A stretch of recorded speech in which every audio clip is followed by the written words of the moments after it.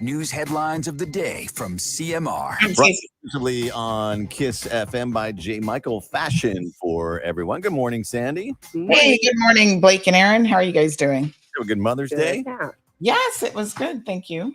Excellent. Perfect. So you've got another robbery in Red Bay? Unfortunately. Do we know what food truck it was? I think there's only one at the moment in Red Bay. Alex So, Bob, there's a I don't know which couple one it on the is. way. There's the one over by the brewery. No, well, I don't. Is There's one that's across from the jerk stand at the Playhouse, and then there's Al Kebab. I think it's probably Al Kebab. But I guess we can try to verify. But the police didn't say. They did not say which one. But I assumed it was Al Kebab. I don't know. I always think of that as being West Bay proper. So, yeah, it's unfortunate because I think if it's them, this has got to be at least the fourth or fifth time by now, which is so sad, really. It's hard in a business to have to deal with those types of things, you know?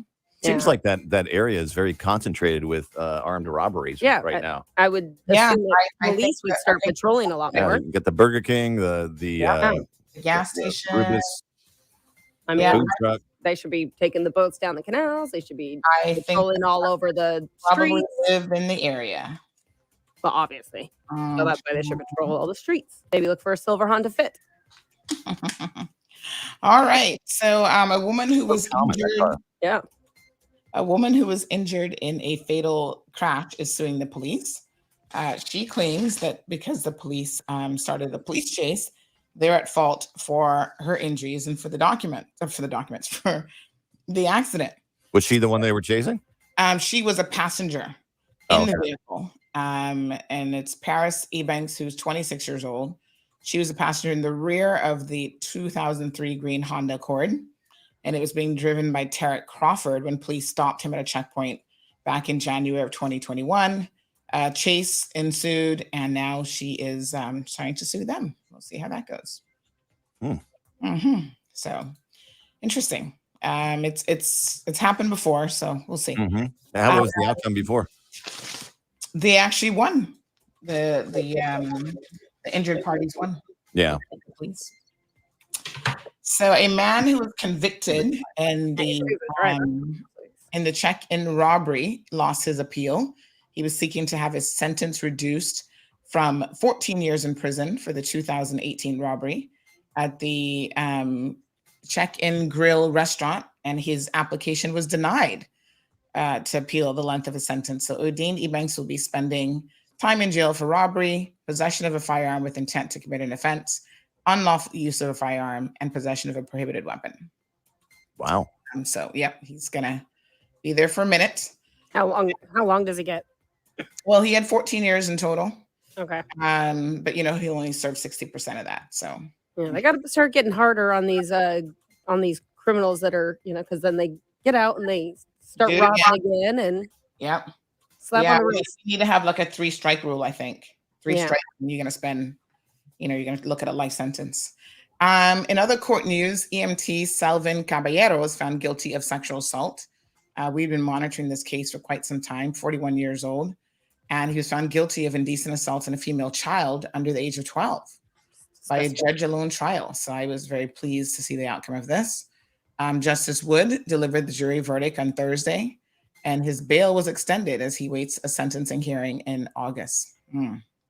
So I'm surprised he's still in bail. But anyway, we'll keep you guys updated on this one for sure. All right. We'll catch Sandy's show coming up on Bobo 89.1 FM. And we'll see you tomorrow for Wednesday headlines. Have a good one. Fantastic. Have a good one. Good morning, everyone. I'm going to take a minute here to just get our bearings. We got about 30 seconds left, and then we shall begin. Hope everyone had a fabulous weekend. Let me grab some links.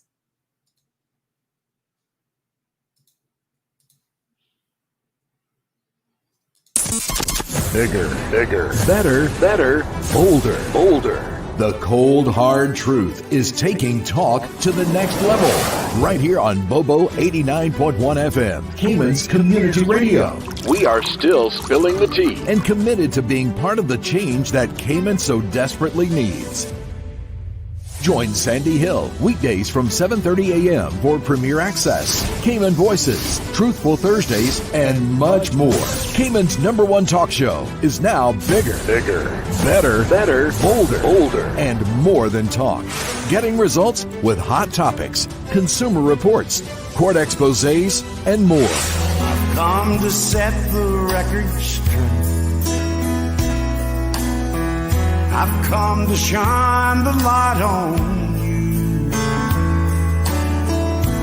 Let me introduce myself. I am the cold, hard truth. Now, from the CMR studio in Grand Cayman, Live, direct. it's the cold, hard truth. Now, join the conversation on 345-936-2626. That number again is 345-936-2626.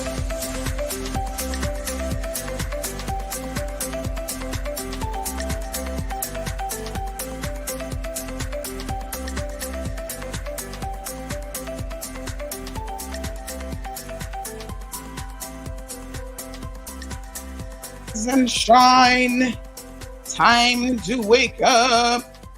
How are you guys doing today? Happy Tuesday. I got to keep it straight in my head. It is not Monday. It's Tuesday today. We got to get with the program. It's hard when we have all these extra holidays thrown in there. But I know y'all seem to be loving the holidays, but I tell you what, it does not make one iota of a difference for me, one way or another, whether it's Monday or Tuesday, because you guys still be blowing up my phones. Listen, all right, I'm going to complain a little bit this morning, and then we're going to talk about people who complain about arcade people, Caymanians against virtually everything. We're going to talk about them as well. So where do we begin with my complaints? All right. So, I think maybe I've treated y'all bad, and this is completely my fault. I got to take some responsibility for this, but some of y'all just are a little bit, you're a little bit spoiled about when you can have access to me. I had to laugh at Miss Stacy because Miss Stacy said to me the other day, someone was making a request for, some food. And I said, all right, this person's in need of food. We're going to see what we can do. So I don't have time to honestly go grocery shopping for myself, much less for you. So, it's not really going to happen if I have to do it. And although I did make it to the grocery store briefly yesterday. And so I'm asking Miss Stacy to give a helping hand here, help me out and go grocery shopping for this individual. So the person sent their list. Last week, they're like, oh no, they have another engagement on Friday. So Miss Stacy was like, what? She said, listen to me. Even Miss Stacy getting sick of y'all now. She's like, there's no way that someone could really be in need of food. And we are able to go and get it today. And you're saying, no, you're busy. You have another appointment. You have to go here, there, and everywhere. She's like, if you want food, you take it when you can get it. So then the person was like messaging yesterday, a public holiday, if anybody was going to bring them food. And I was like, no, TD, that not happening. So Miss Stacy made the following observation. She's like, obviously these people think that you're their MP and that, you there's no limit. And I said, well, praise the Lord, I'm not. And so, I can tell them no. I can tell them the cold, hard truth and don't feel no way about it. Because I ain't begging nobody for nothing. And I got to beg nobody for a vote. You know what I'm saying? So, yeah, sometimes y'all are a bit ridiculous. I saw a gentleman sending me these voice notes that were like 10 minutes long. And this was on Mother's Day, by the way. And he kept messaging. And I think he even called like once or twice. I was like, who the hell is this person? Right? I've never seen them message me before. So it's not someone that I've ever engaged in a conversation with before. And I was thinking to myself, this must be an emergency if you keep sending voice notes and calling. So I started listening to the first one. And by the second word, he was popping off with the F word. I just went ahead and paused it. And I said, not on Mother's Day, honey child. We're not going to do that today. So I messaged him. I replied back, oh, I need you to talk about this topic. I said, sir, today is Mother's Day. I'm off today. Okay?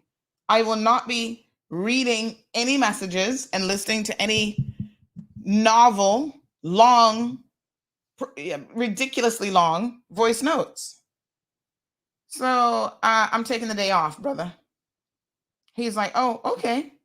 I was like, what the hell is wrong with y'all? Seriously? No, sir. Yeah, I said, it's Mother's Day. Not really reading any messages today. One message was 7 minutes and 10 seconds, 16 seconds, 8 minutes and 16 seconds, 9 minutes and 23 seconds, 2 minutes and 4 seconds, 1 minute and 20 seconds. All of this sent back to back to back to back on Mother's Day. I'm like, y'all need to get a clue. So this is my complaint for the day, is please be a little bit respectful. Just because you send a message doesn't mean that I have to listen to it. But if you see that I don't answer your call or I don't listen to your message, understand that there's a reason why. Mother's Day, I didn't do much of anything.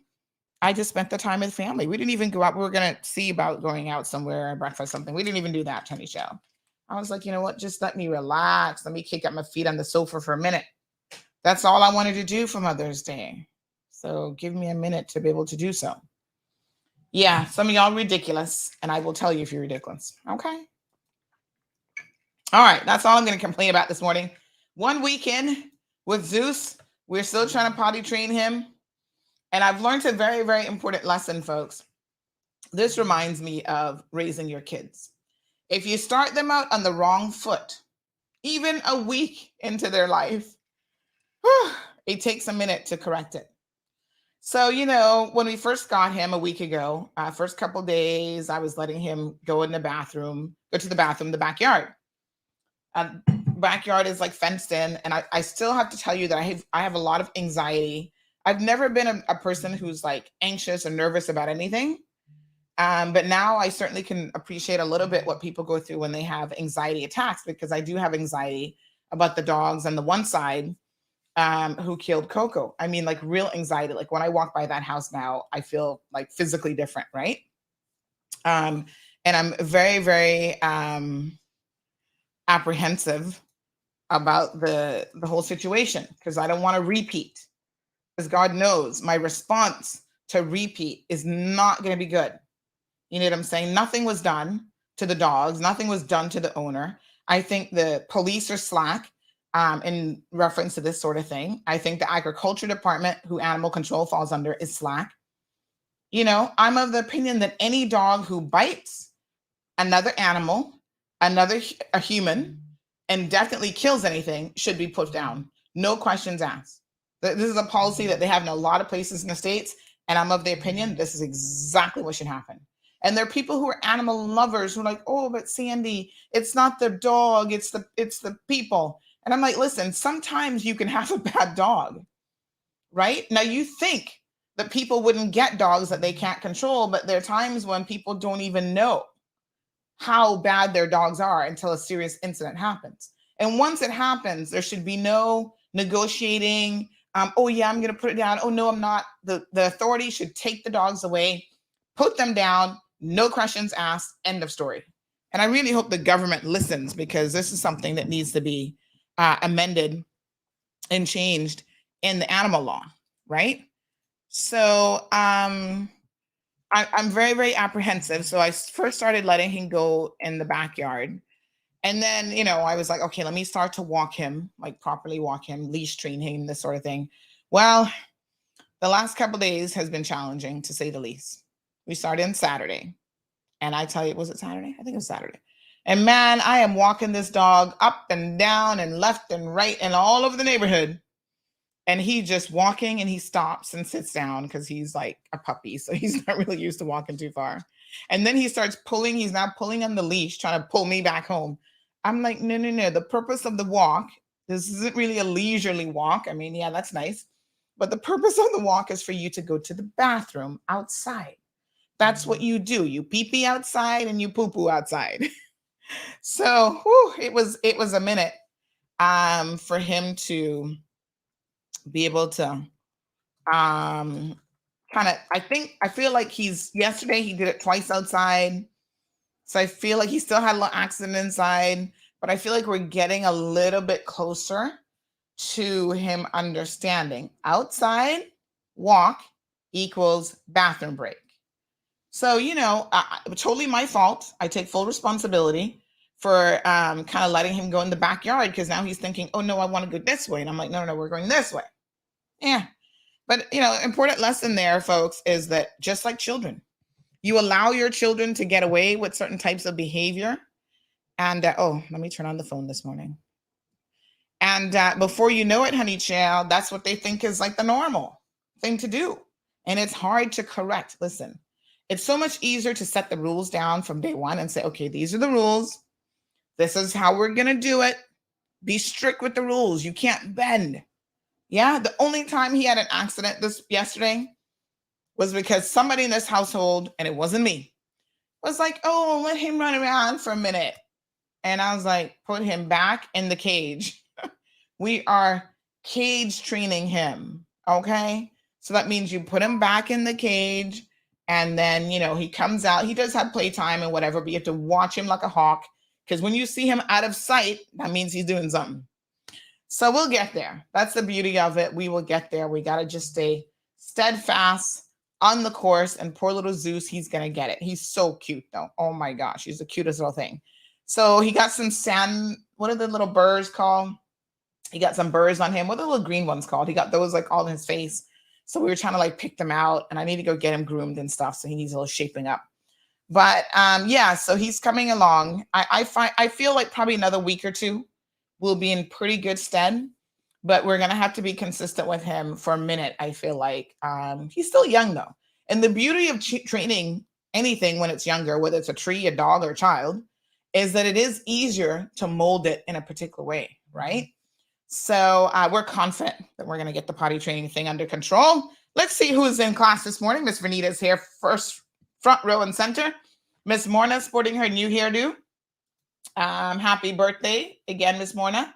And Marshall is here. Diamond Princess is in the house, wishing everybody a safe week. Miss Morna says there's 2 food trucks in Red Bay, so I don't know which one got robbed, but I'm sure we'll hear shortly. I kind of feel like it's probably Al Kebab. What's the other food truck? The one down by Country and Western. They don't really consider that one Red Bay. They still say Shamrock or whatever when the police describe that one. Good morning, Brother Tommy. Olivia's here. Robert is here. First Lady, good morning to you. Charlotte joining us all the way from Scotland. So good to see you. Miss Gina, how are you? Andrea says plenty of people don't like these holidays because they're not getting paid. Aren't you supposed to get, if y'all have salaried employees, regular employees, don't they get like double time? Oh, that's only if they work. Otherwise they get regular time, right? Or time and a half, something. Listen, it doesn't bother me one way or the other because like I said, my schedule is kind of like the same. The only thing is obviously we don't have a show when it's a holiday. And I also try to do a little bit of paperwork, but gosh darn it, I'm always trying to catch up on paperwork, right? I feel like that's my Achilles heel. Oh. Speaking of paperwork, just sending a quick message. So yes,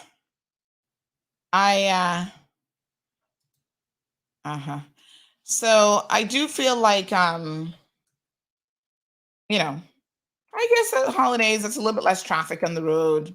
If you want to go somewhere, like I did briefly pop into the grocery store yesterday and there weren't that many people in there. So yeah, okay. Aliano, Miss Faith, good morning. Andy's here. Barbara, how are you? Diamond Princess says some people have no conscience. They don't think it's inappropriate, or they don't think it's an appropriate time to call or message someone. They should message and ask what is the best time to call. And I appreciate the people who do that. So there were some people who are like, oh, I know today's a holiday. When can I speak to you? Now, here's the thing. This is probably a good place to kind of address this as well and really, really set the record straight. Some of you feel like you need to see me in person to tell me something. I'm going to say it once, and I hope y'all understand what I'm saying. 99.99999% of the times, that's simply not necessary. You don't have to see me in person to tell me anything. We got WhatsApp calling, it's encrypted. If you feel like what you're saying is so important, go to Signal. I have Signal on my phone. You go Signal, call me, Signal, message me. Normally, it's not that earth-shattering, but some of y'all think it is. Use Signal. Signal and WhatsApp pretty much use the exact same encryption. So I'm telling you, unless you're saving your WhatsApp messages, nobody not going to be hearing that but me in any event.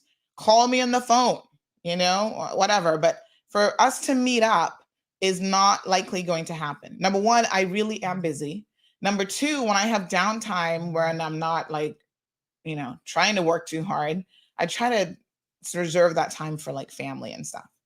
So when you request an in-person meeting, it's not likely to happen.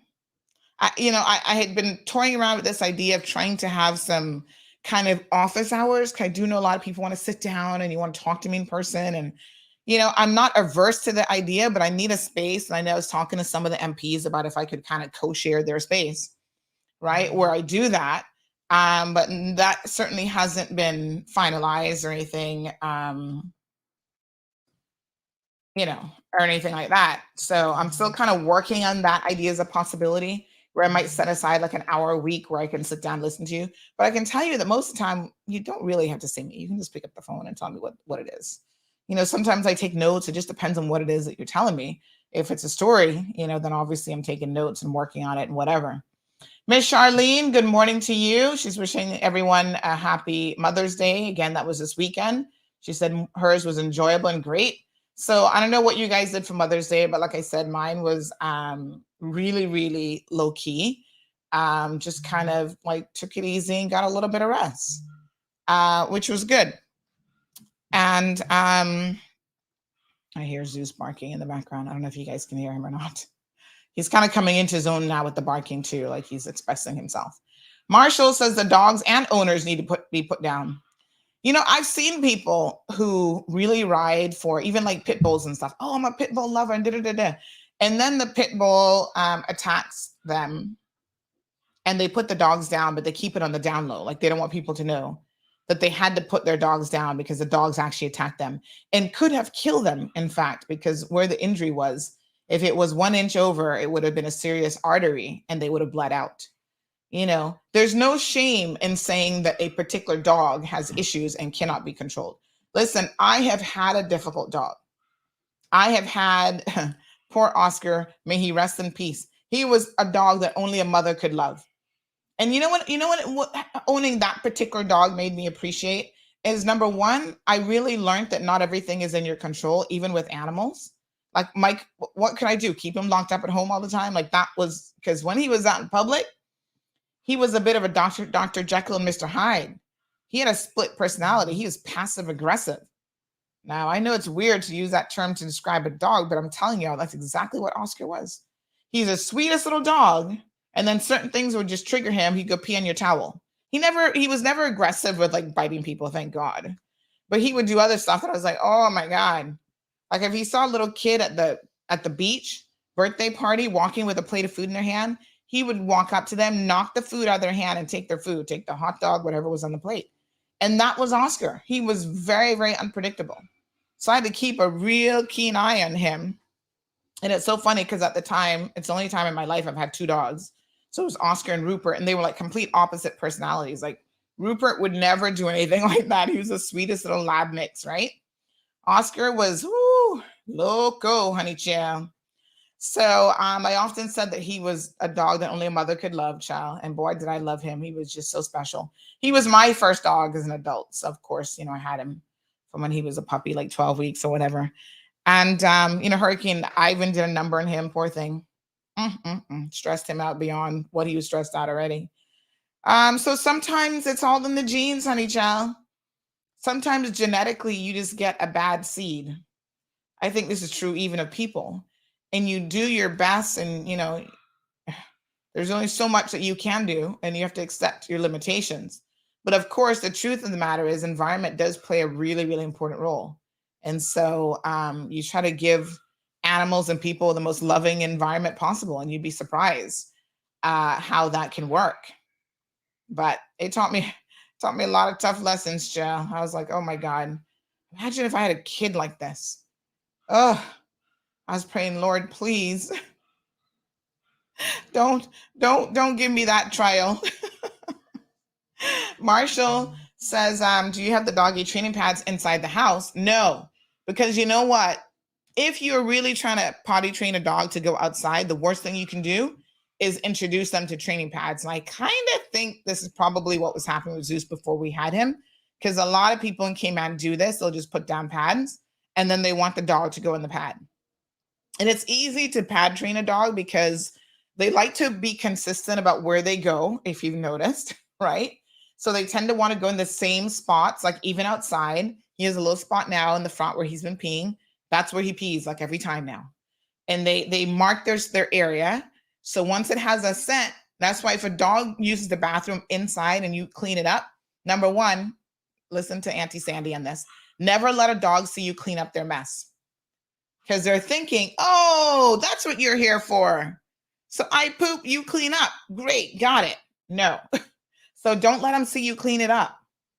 Right? Move them out of the area, put them in the cage, and then you go secretly clean it up. They think it just disappears, I guess. And the other thing is you got to get some proper disinfectant to remove the odor, because you think to your senses, okay, I've cleaned it, I've picked it up, whatever. But a dog has the, what are the olfactory senses that are like 50 times better than a human being. So even after you've cleaned it, they still smell their spot. And that's why they keep going in the same area. So unfortunately, one of the things that Zeus did is he started going in Gigi's room in a particular spot. And I was like, oh, honey child, no. You can't do that now. No. And so, there's special sprays and stuff that you can get to clean up after dogs. Get those, spray those in the area. And then I lock off that room because I was seeing that he was getting attached to that room. So now the other thing he's been doing is he goes in the playroom because they're pads. You see, there's mats like the colorful mats that kids play on. We have those in her playroom. So he's thinking, oh, remember dogs don't see as well as us in terms of color and stuff. So he's thinking, oh, okay, these mats are for me. And I was like, oh, Lord Jesus. No, they're not. So we're picking up all the mats today, throwing them all away. And eventually we'll get new mats, but I'm not putting any down right now because I can see in his head, he's thinking, oh, the mats are for bathroom. Those are for potty. And I'm like, no, they're not.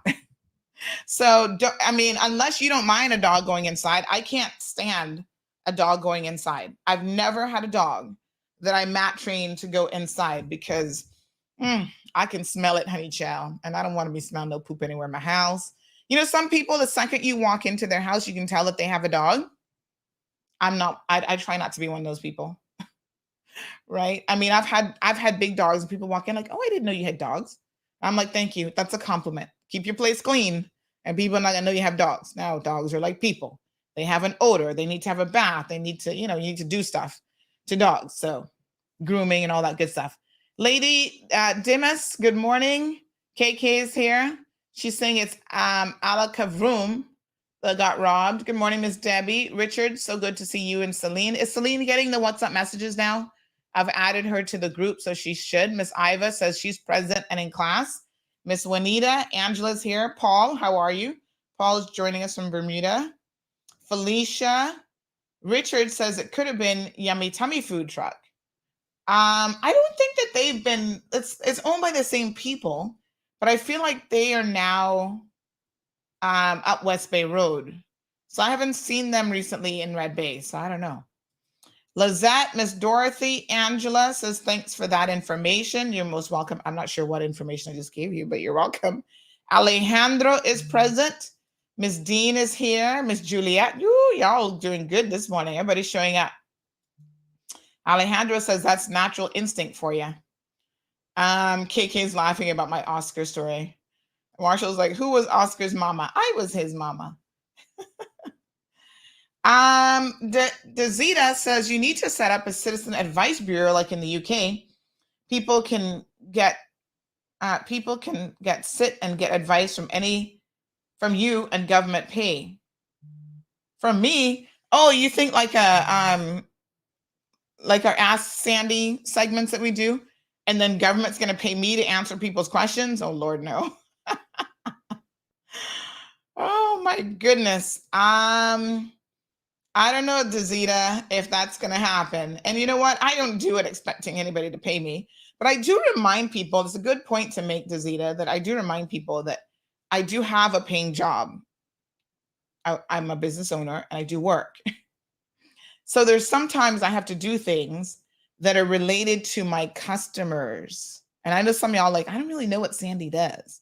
I actually work very, very hard. I'm up all hours of night, morning, whatever. Even yesterday, I was sending my client files for approval and designs and whatever. So yeah, it was a holiday, but I was still working, right? And my team around the world is still working as well. So I do get paid and I do work for a living. And I have 2 primary businesses that I focus on. I have more than one business license, but one is just, it's kind of like on hiatus. Like I don't really do much with it, but I maintain the business license in case I have a client that for some reason really, really needs me, that I'm always in compliance with the law. Like I have my business license and whatever. So yeah, so that's important to remind people that Sandy actually does work and have a paying job. Yeah, I know some people don't know it, but I work really hard. So Irvlin says, yes, whenever he goes outside and he poops, give him a treat. I did buy some treats, but I've been trying to make praise be the treats. I praise him like a lot, like, oh, good boy. Oh my gosh, mommy is so happy right now. So, yes, honey Shell, you know, dogs are just like people. They like to be rewarded. So treats definitely work well. Marshall, you keep it in the kennel. I'm curious if he ever goes on it because, oh, I need to unplug this and plug this back in. Because normally dogs will not go. Normally dogs won't go in their kennel. That's why you crate train them. You put them in a confined area, such as a crate, and dogs don't like to mess where they have to sleep. And so, or where they spend their time. You know, they're pack animals. They're also den animals. Like when they're born like in a den situation, and they're not going to mess after they kind of within the first week know what's going on. They're not going to mess in the den. So they walk away and they do their business. Then they come back. So I'm surprised that you keep a pet in there. And I'd be even more surprised if he ever uses it. Because we have him, in a kennel. And, you know, we have a blanket. We had a pad in there. And the idea is for him to never go in there. Because if he goes in there, something's wrong. And that's how you force them, because they don't want to go in there. You force them to stay there until you let them out. And then they understand, okay, when I come out, that's when I got to think bathroom break. Good morning, caller. Welcome to the program. Uh-oh. Hello? Oh, caller, can you hear me? I was trying to, let me call you back, caller. I was trying to, I noticed that it wasn't connected to go through the board, so I had to unplug it, so that might be my fault. We're going to start talking about oh, this phone is forever updating and restarting, and why can't this be an iPhone? All right, let me see now. Let's see if I can get this caller back. All right, Shayana says that she thinks it's Ala Kebab. That's the only food truck that's open so late. Maybe. Good morning. Hey, good morning, caller. How are you? Good. How are you this morning? Not too bad, my dear. What's shaking? Happy belated Mother's Day to you. Oh, thank you. Thank you. I appreciate it.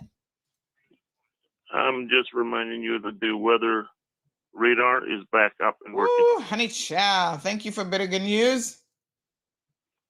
I appreciate it. Thank you very much. Have a good day. All right, beautiful you too. Show. So this weather radar back up again. They're as bad as the mosquito planes. I hope they don't fall into the same ministry, because I got some questions. So yeah, I mean, it's up 1 minute, down 1 minute, needs a part, don't need a part.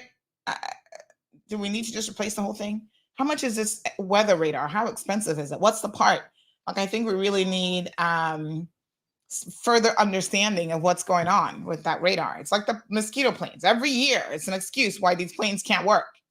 Why there's no chemicals, there's no plane, the planes are broken down, there's no pilots, they both went on vacation. I'm like, what? Can y'all not just get it together? Can we have 1 year in recent times where the mosquito planes are working? Nobody has scheduled both pilots to be off at the same time, and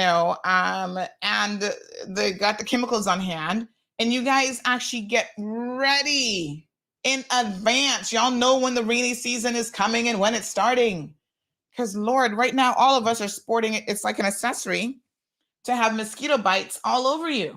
I mean, I got them and I'd be itching. And I'm so embarrassed when I'm in public to be scratching. But Lord, I had one on my side boob. There's some on my back and my legs. I'm like, can we just do a little bit better? This morning when I went outside, I slapped and killed one on my arm. I was walking Zeus and one bit me and I got him. But I mean, come on. There's some government agencies that I do kind of worry how they function, because they're not functioning very well from the public's perspective. Ugh. So Evelyn says her dog is not going inside no matter what, even during a storm. She puts down the pads and they're not going to use it. Yeah, like I said, once you really got a dog to train to go outside, they will not. Listen, my dogs, Oscar and Rupert, went through Hurricane Ivan, and Hurricane Ivan scared the bejesus and the SHI, out of all of us. So I wouldn't have blamed them if they had an accident, but they didn't. When I came back, I was like, you guys did not even pee this whole time during the storm. Like 24 hours later, they would not go, girl. Nope. Not at all. Perla's asking if Cayman has a place for pets to eat and dine, like doggy food and treats for them, like in the US. So there's not like a doggy restaurant, Perla. However, Cayman Bay is very, very dog friendly. So most of the restaurants and places, restaurants mostly in Cayman Bay, will allow you to come with your dogs, and they actually have food bowls, and not really food bowls, but they give your dog fresh water and stuff. And I think some of them might even have little treats and stuff that they'll give your dog. So it's not like a dining experience for the dog, but if you take the dog dining with you, and some people started to abuse it, and that they were letting the dogs running all over the place. And then Cayman Bay said, hey, please don't let your dog on the grass, which is really sad because dogs love grass. They love to roll in the grass. They love to play in the grass, but people were letting them poop on the grass. And then what you had was kids were also, using that same said grass. And you don't want kids playing around with dog poop. Never a good idea. You don't even want dogs playing around with dog poop. Trust me. So I think Cayman Bay had to rein that in a little bit and said no dogs on the grass kind of thing. But people still take their dogs there. And I think like anything else, you just got to be responsible. So KK says that we don't only just report on the news. Yeah, there's a lot of moving parts, even to what we do here in CMR. And it's a business at this point. I'm going to be very, very honest with you. But it's my passion first and foremost. I've always said this about this platform. It's my passion, not a paycheck, right? I don't need, CMR to pay bills. Well, now I kind of do, to be honest, because now I've got staff and I've got people counting on receiving a few coins each month. And, I'd like to be able to expand that. And so, yeah, it is a business. So yeah, we got bills to pay too. Servers and this and that and yada, yada, yada, everything, subscriptions and all sorts of stuff. Bishop Hero Blair says, good morning, Sandy. I really love the diversity of CMR. Thank you so much, because we talk about all sorts of different things on this program, I must say. Listen, I'm a human being. You're a human being. Nobody's perfect. We all have our little, moments, whatever. And I know that you guys, some of y'all said, Sandy, I love to hear these personal stories. Can you talk about those more? Because sometimes don't we all get sick and tired of hearing about politics and hearing about government? And, I know y'all don't get sick and tired of the sus. Y'all are sussified. Y'all love the sus. Right now, if I was talking about somebody's business and talking about some sus, we'd have like 600 people on the live stream because y'all just love it. But we can't do that every day. That's not an everyday something. But, we work it in to the agenda. So Andrea says, years ago, I was working at a cleaning company. I went to a house and the place was filled with dog poop. I mean, all over. Ooh. And this woman dressed nice, gone out, seemed as I opened the door, I stepped back out. Couldn't believe people can be so nasty. She's sleeping in the house, she and her husband. Ew. Well, honey child, you know what people say? See me and come live with me? Two different things.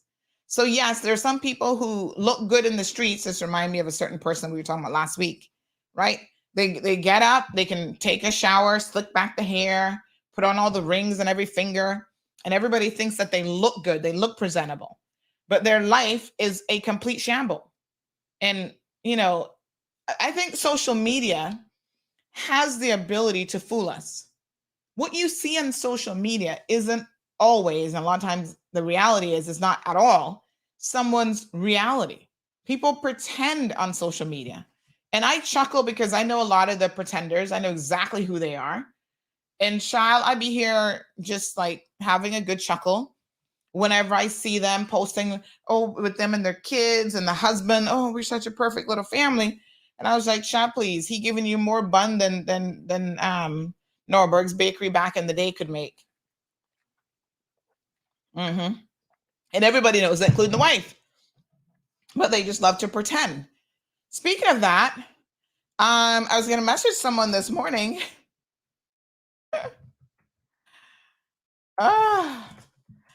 Because, there was a concert on Friday night, the Mother's Day concert at Lion Center. I heard it was pretty good. Morgan Heritage is always a good show, and a few other people performed really, really well.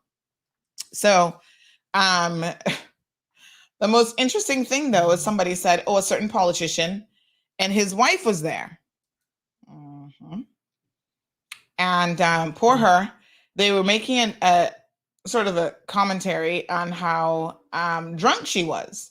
And I said to myself, oh, Lord, I said, she would have to be drunk. All the foolishness that the husband been going on with lately, I'm surprised she even shows her face in public. Well, we know he's going to do it because he's not going to shame honey chill. But in terms of her, I am a bit surprised. And I think she probably does feel away because y'all know how small Cayman is. When stuff is popping off, you be embarrassed to a certain extent. Well, evidently not embarrassed enough not to go out with him to a concert for all these people to see you. And so, she was having a little bit too much to drink. And they said when she was walking out, she could barely walk straight. Like he, I guess, was trying to help her. I don't know. But anywho, but on social media, everybody's perfect. Everybody looks good. That's why I don't, you notice on my personal page, which I hardly have time for anymore. Mostly my personal page is resharing like exercise and fitness videos and whatever. You hardly see me post much or anything. Or if a memory comes up, I'll reshare the memory. Because I'm working too hard on other social media pages. I ain't got no time for my personal page. But some of y'all might have noticed, and I posted up from in honor of Mother's Day. I posted up one of my maternity photos. I gotta find my maternity album. Honey child, can I just tell y'all something? I knew pretty confidently that I was only gonna have the one child at that point because it was just I waited a little bit too late in life, and I was like, I ain't gonna chance this again. So I decided to do a maternity shoot that was like out of this world, right? Listen, no money was spared. My husband was like, how much is this going to cost us? And I said, listen, I'm only having the one child. So I'm only going to have these moments once. Just let me indulge in it. So I'm going to be that parent who's going to buy like the most fabulous baby carriage ever. Just because it's only going to happen once. So let me just enjoy it, right? He was like, oh, all right. poor Marlon. So we had this maternity shoot overseas. This woman, the photographer was amazing, right? But it came with like hair, makeup, everything. So the woman who was responsible, I'm going to show you a picture here. The woman who was responsible for doing hair and makeup, she actually works for Telemundo. And she is, professional makeup artist. So she does all the news people in Telemundo and all the, celebrities and whatever. So she did my hair and makeup, did a fabulous job, I must say. And she was really quick too. I was like, ooh, need your skills, honey child. So these are just a few of the maternity shots. And I must tell you, I mean, when I saw the pictures, I was like, OMG, these look amazing. I was blown away. So I posted one of these over the weekend, but I I did an amateur Photoshop of Marlon. I like took him out of the photo. Now I did it because, as you guys know, Marlon's actually a very private person. So I was saying this to say that on my personal page, you guys never see me mention Marlon really.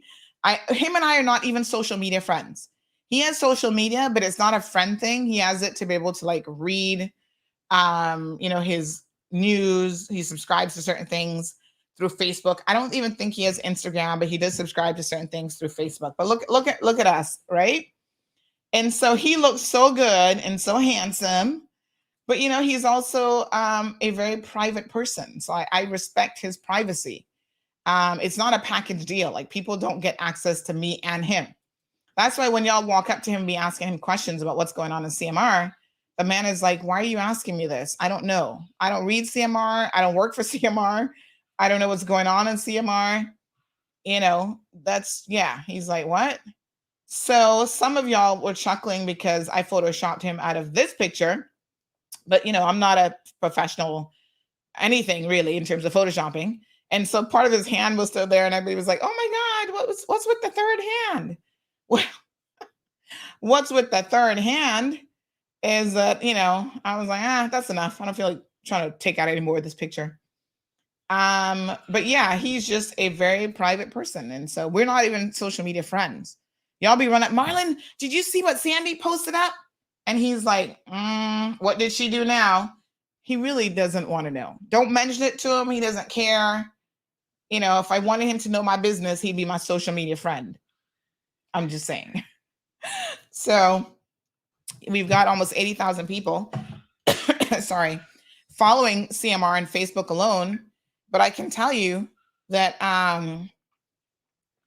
that's one of those almost 80,000 is not Marlon. So y'all just leave the man alone. Oh, somebody mentioned that Coca-Loba has a legit doggy menu with popsicles and chicken fingers. Where is Coca-Loba, by the way? This is down by the beach. And somebody else says, yes, I think Coca-Loba has a dog menu. Well, there you go. So Perla, go check out Coca-Loba. That's interesting. Maybe I'll take Zeus there once he's old enough. I'm not really taking him too many places yet. He still has to get some final shots and other stuff. But yes, thank you so much for the pictures. And it is a moment in your life when you should feel beautiful and gorgeous. Like I said, I was only going to do it once. I was not going to be having no pile of children. And so I thought, yeah, I'm going to go out there and do it. C. Ibrahim says, is there another option to lesser expensive in both purchase and maintenance lifespan for what? Kids? You want to be cheaper with kids? Don't have any. That's my advice.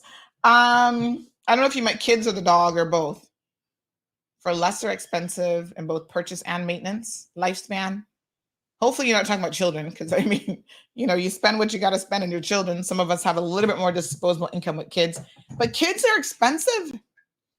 Listen, between, oh my God, schools and uniforms and just entertainment, vacations, things to keep them learning and busy, and it ain't cheap having kids. Ms. Dorothy says, I won't be kissing or sleeping with my dog. And you don't have to. I've had a dog get in bed with me before. Yes, I have. I'm not going to lie. Some of my dogs used to like to sleep with me, and I would try to discourage it. But again, once you start a bad habit, it's hard to break them.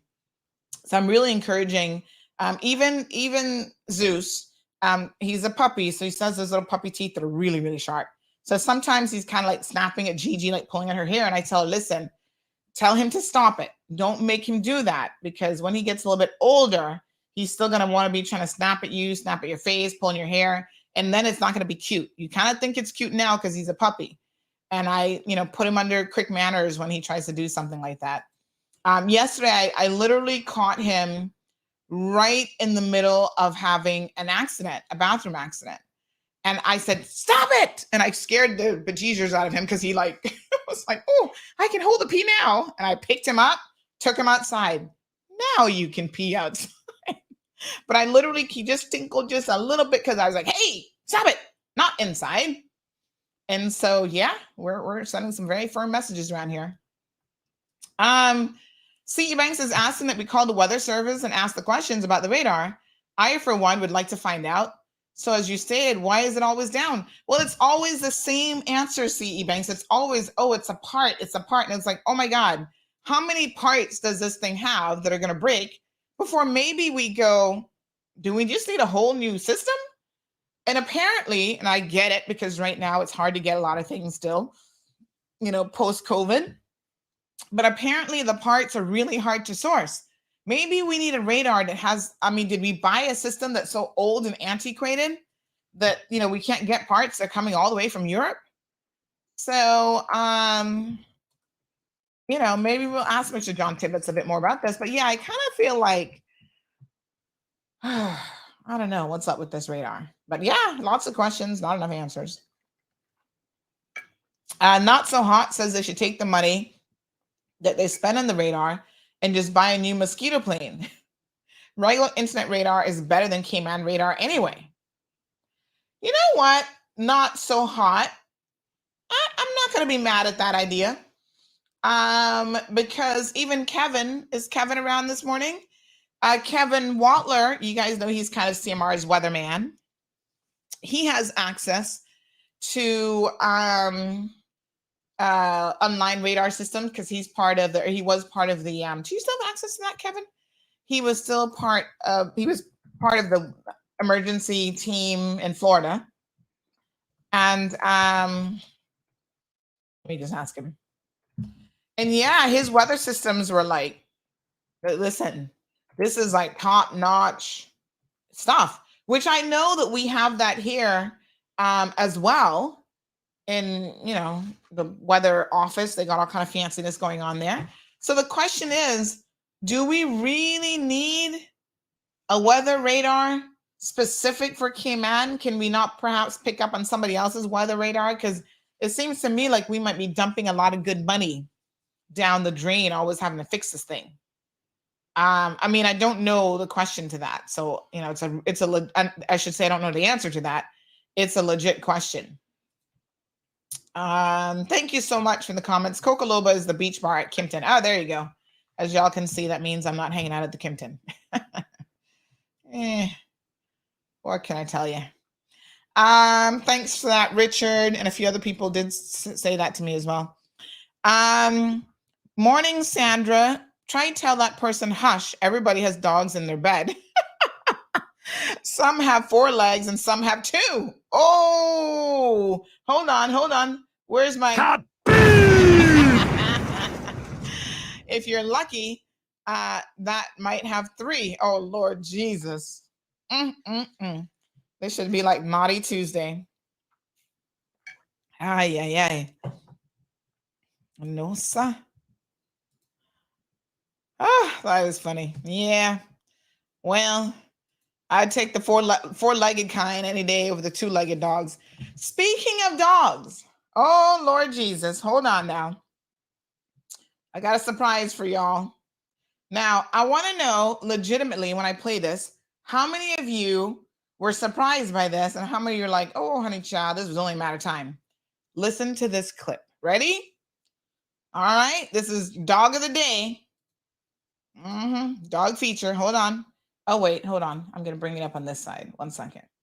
Yes, honey child. I had to laugh when I saw this. Don't call her. I was pertaining to you.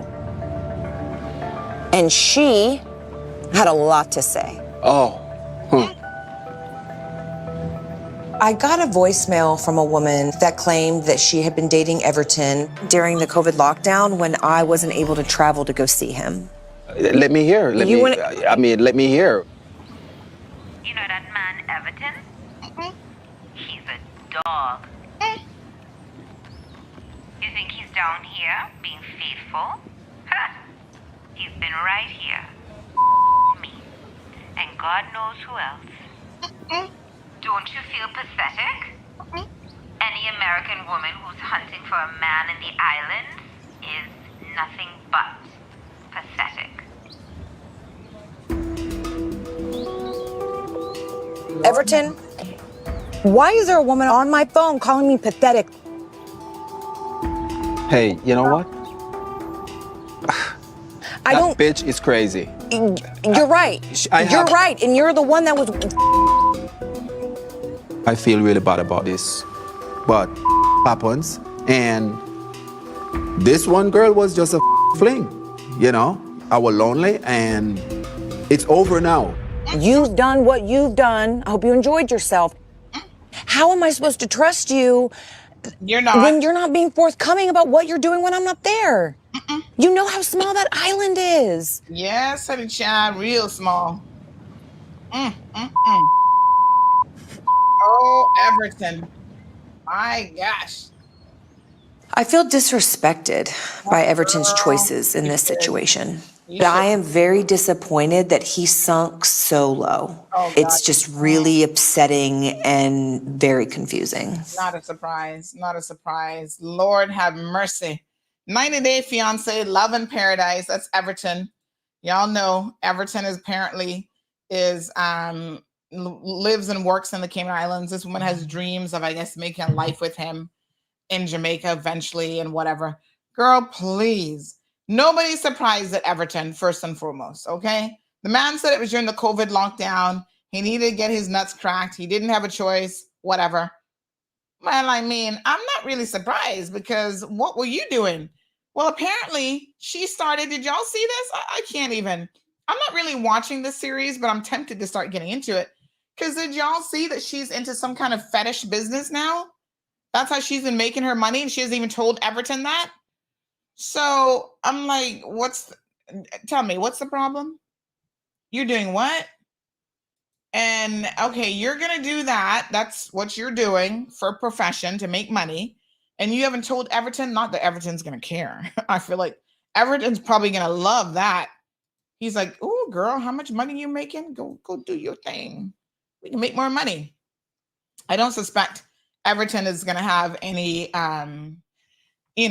standards that's going to make him upset that she is on some OnlyFans website, twinkling her toes for somebody to pay money to look at her toes or whatever. But yes, Everton been out here cheating. Now, I found the voice note a little bit interesting. I mean, calling the poor woman pathetic just because you want a man in the islands. Well, I guess we're all pathetic for love, honey child, because we're here as islanders falling for the same thing. We get cheated on. Some of us doing the cheating, so it doesn't mean that we're all pathetic. But here's the thing, right? I don't really like her messaging this other woman because her beef shouldn't be with the other woman. Don't call the other woman pathetic for thinking she could find love with a Jamaican man in the Cayman Islands. I mean, I'm assuming she just doesn't know the score around these places. Okay? But it's, he kind of, I guess, admits it now. What he did, he said he needed some loving. But this woman says, oh, I'm not the only one. Everton got women all over the place. I was like, ooh, honey, chill. Hear you now. But doesn't that woman sound like she's from Trinidad? I swear I hear a Trinidad accent in there somewhere. Right? Y'all tell me, am I wrong or am I right? Isn't that a Trinidad accent? You know that man you dating, Everton? I can't do a Trinidad accent, sorry. But their accent is very unique. Let's listen to it. Yes. And you know what is so funny? Everton has the nerve to talk about he wants to hear it. It's like he's trying to identify, well, which of the 5 women would be messaging her? No, I was pertaining to you. And she had a lot to say. I got a voicemail from a woman that claimed that she had been dating Everton during the COVID lockdown when I wasn't able to travel to go. And during COVID, how was Everton sleeping with anybody during COVID? Was he sneaking out during lockdown? Or was it when we were opening back up? Or what Everton? If she wasn't in your household, how were you making these conjugal visits? That's what I want to know. And listen now to the accent, because then he's like, oh, let me hear it. Everton. See him. Let me hear. Let me hear. Yeah. You know that man, Everton? You know that man, Everton? That's a Trini. Who is she? Who is this other woman sleeping with Everton? He's a dog. Oh my God. Look at the expression on his face when she says he's a dog. I love the subtitles. You know, they have to put in subtitles with a lot of these shows because otherwise you'd be like, what a person really saying? Non-Caribbean people be like, I don't know what she just said. He's a dog. Look at the expression on Everton's face. Everton legitimately looks like he is shocked that somebody would be calling him a dog. Really? Everton, I think you know you're a dog. And as this other person listening to the program say, three-legged kind, not three-legged, four-legged, no, shoot, two-legged kind for sure. Yeah. So, who? You think he's down here being faithful? She says, he not down here being faithful to you? Alejandro says, Everton is dead now. Blackberry says that's a stage voice note. This all sounds staged. Well, I don't know, because I don't know how people, she's on social media, so I guess people could figure out how to reach her and whatever. But I don't know, boy. He's been right here. Me. And God knows who else. Yes, that's the part that she, look at the expression on her face. Girl, take this woman's advice. One woman has come forward. When she says God knows who else, she's right about that. Only God would know. Everton probably don't even know who he's sleeping with. He probably has lost count. And this is not dating. These are people he's just, getting under the sheets with. Aliana says, who's here still going strong in these COVID relationships? Well, definitely not the people who are out exercising with their gym partners and coaches on the field. I'm just saying. He's not in Cayman anymore. Soka says that this is her least favorite couple on 90 Day Fiancé. 90 Day has had so many spin-off shows, I can't even keep up. So I didn't realize that this was a new one called 90 Day Love in Paradise. There's 90 Day before the 90 days. There's 90 Day the other way. There's the original 90 days. What else is there? There's a couple of different versions of 90 Day. Child, they're all a mess if you ask me. I don't really, I kind of watch snippets here and there, but most of them just trying to use people for green card. Yeah, Wanda says that does sound like a Trini accent. Miss Faith says a whole lot went down during COVID lockdown. Trust and believe me. Y'all were losing your minds during COVID. Everton, know which one not to be sending funds to again, says Alejandro. Alejandro says that's a Jamaican accent talking white. That I know Jamaican accent. Nah, that's not Jamaican. That is a Trini. Now I don't know if she a Trini or she pretending to be a Trini, but yeah. Yes, not so hot. We're getting to the roundabout. Don't worry. So this was just how she get the yeah. I don't know how she got a voice. Technically somebody could have sent her a voice note on Facebook or social media. I don't know what she's playing it through, but yeah. So anyway, it's interesting to see the Caribbean folks all in the mix. This person says, I love how she says he was dating. No, he was, her not dating. Oh my gosh. Oh, apparently she did a live and she tagged CMR in it. Oh my God. She is so funny. Jordan, I'm here for it, girlfriend. I want to have you on the show, Jordan. Come and join me. Let me go to Instagram. I'm going to message her. She's always tagging me and stuff. She says, I love this song. What song was that? And she put hashtag Cayman Mall Road. Yes, girl. We're all here for it. Why not? Oh, this was her again? Oh my God. She seems to be a fan of CMR, I think. Girl, come and live your best life right here. Tell us what's going on, honey child. We're going to help you navigate the Everton situation. She says, love the basics that talk about me, but don't let me, what? Don't let me in the comments at Cayman Mall Road Cowards. Who don't let you in the comments? You can get in the comments anytime you want, girl. I think I'm going to follow you. Let me see, Jordan. Yes, Jordan, get in the comments. Tell us what's going on. Okay, I'm going to hit the follow button right now. I am officially following. I don't follow many people. I'm going to message her. Hey, Jordan. First of all, you don't want to go to Jamaica to live. Top fan right here. I don't even watch the show talking about top fan. Come on, Jordan. Come on, the cold hard truth. We want to hear the Everton sus. Most of these relationships don't last for good reason. I'm surprised that some of them had a virtual dating thing online for like, 10 years we've been together, and that their family don't know about each other. I mean, it's just so weird to me. I can't be talking to somebody for 10 years online. And first of all, listen, after a couple months, we got to see each other in person. I got to look at the toes. You got to pass the toe test. And we have to have a conversation, to see if we have anything in common.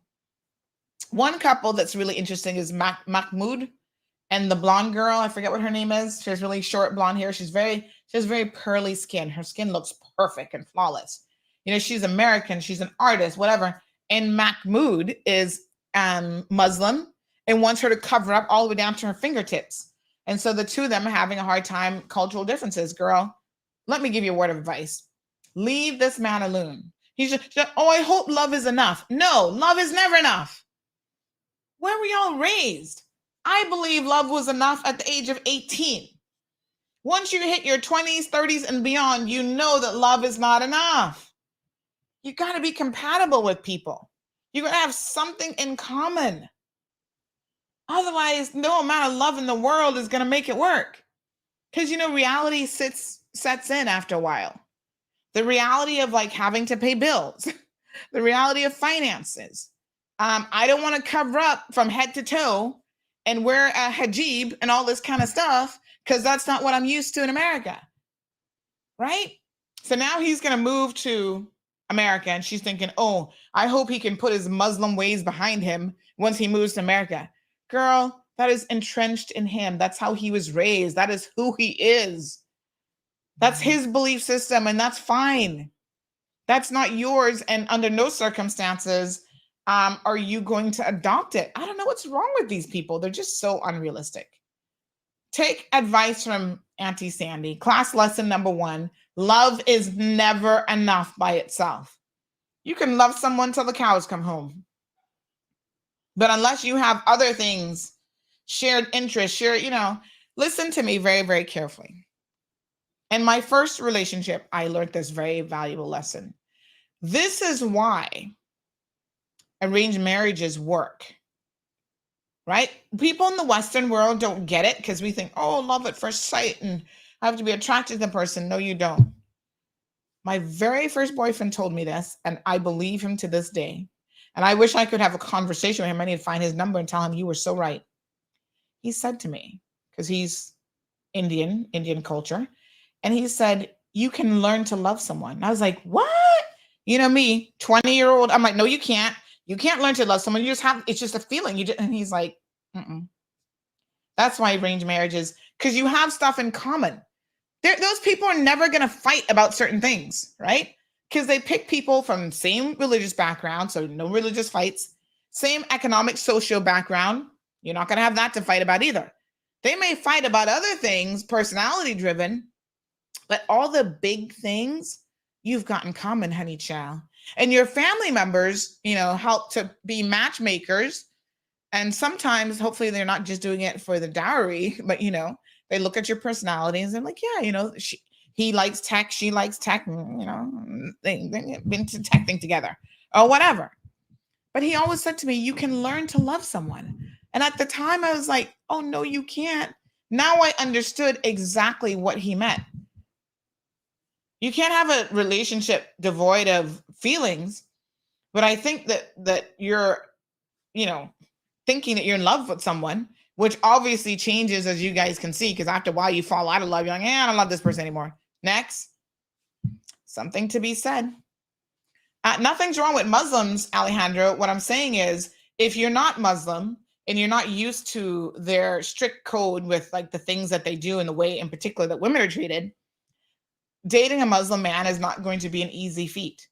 And it's not likely going to last. I don't care if you're living in America or if you're living in his country. It might be a little bit easier in America because you don't have the societal pressures.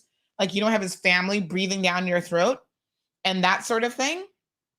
But let me tell y'all, be very, very careful who you decide to date and the relationships and situations that you get in.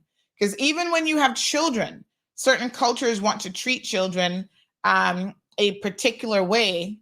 And, you know, if that's not your belief and you marry someone, you have children with someone who believes a certain way, whew, that's going to be a hot mess. Anyway, let's move on. Jordan Mason, official. We've followed you now. Link us up. We'll see if we can get you on the show. Oh, there she is. Yep, open invite to come on our talk show. You actually messaged right back. Are you watching the show this morning? Anytime, Jordan. Anytime, girl. Ooh. Come and show us your toes. Because, you know, I don't have a foot fetish, but they got to be good. So I want to see what people are paying. Like, I want to see what your toes look like. All right, let's move on.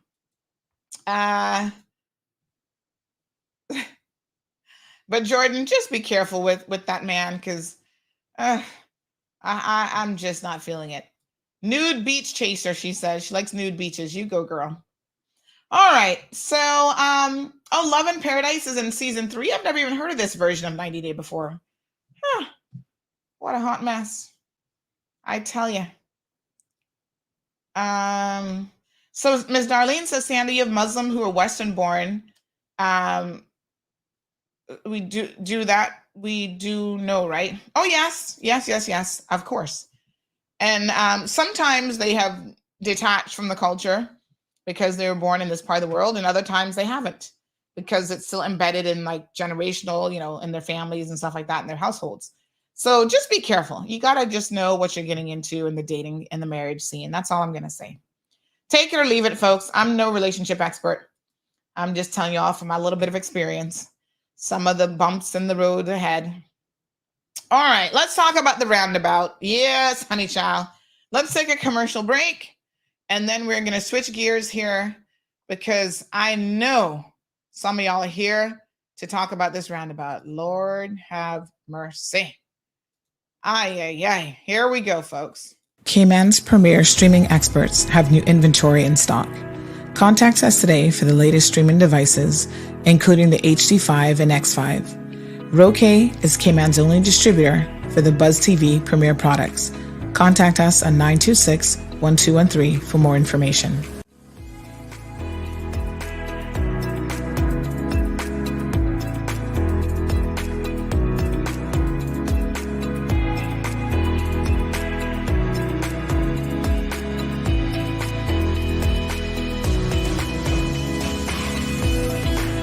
The Hartwell Theater will come alive as Cayman National Dance Company presents the 35th season of Dance, an emerald celebration of repertoire pieces, new creations, and remastered dances. Dance should be shared with all those who live and breathe. So you don't want to miss the 35th at the Hartwell Theater, May 19th to 21st. For performance times and tickets, call 926-1826 or visit Cayman Islands National Dance Company on Facebook. Sponsored by CNCF, Cayman National Bank, ARC Directors, Water Authority, CUC, and CG Brick K.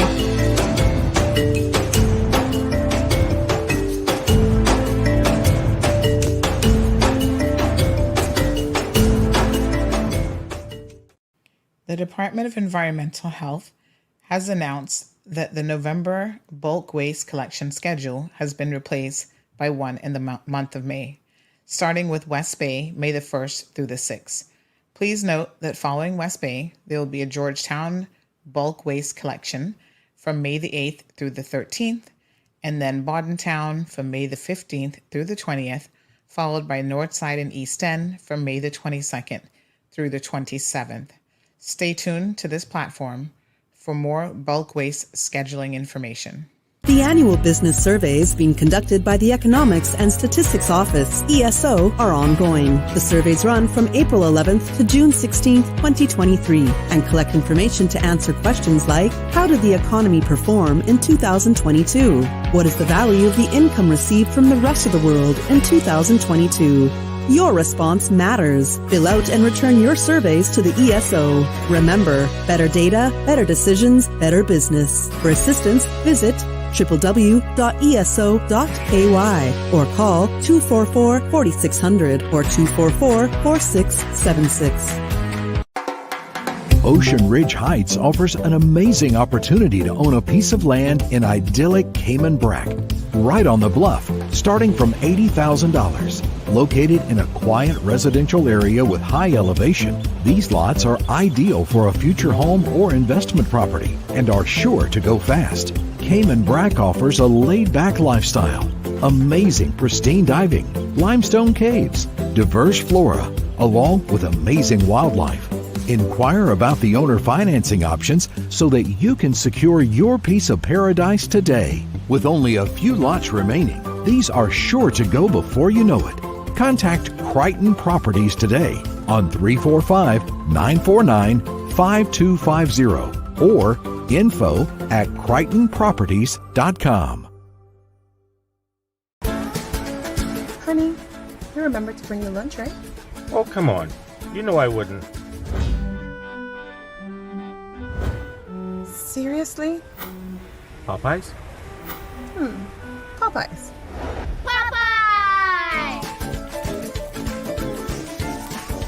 Popeyes to the rescue again. Mommy, I prefer this to your chicken anyway. Oh, no, you didn't. K-Man doesn't just like that chicken. We love that chicken from Popeyes.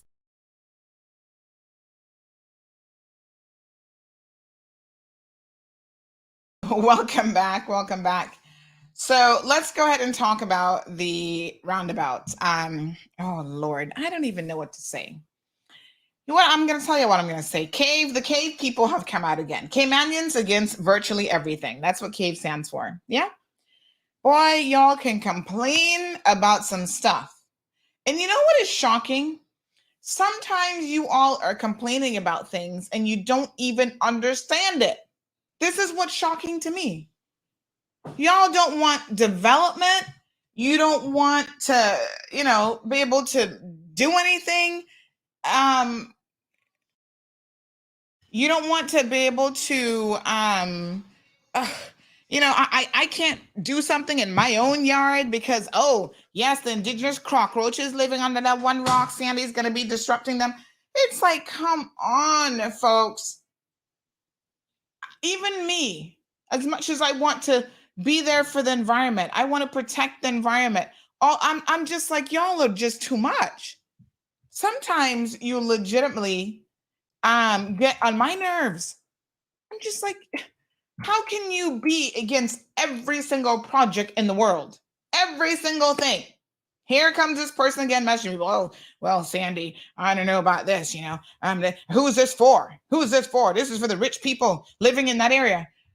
I'm like, have you ever driven that roundabout? Are you kidding me? Oh, it's for the imported people. We all have to use these roadways. And trust me, it is ridiculous. And sometimes the National Roads Authority, folks, they are the experts. I know everybody think they're the road expert.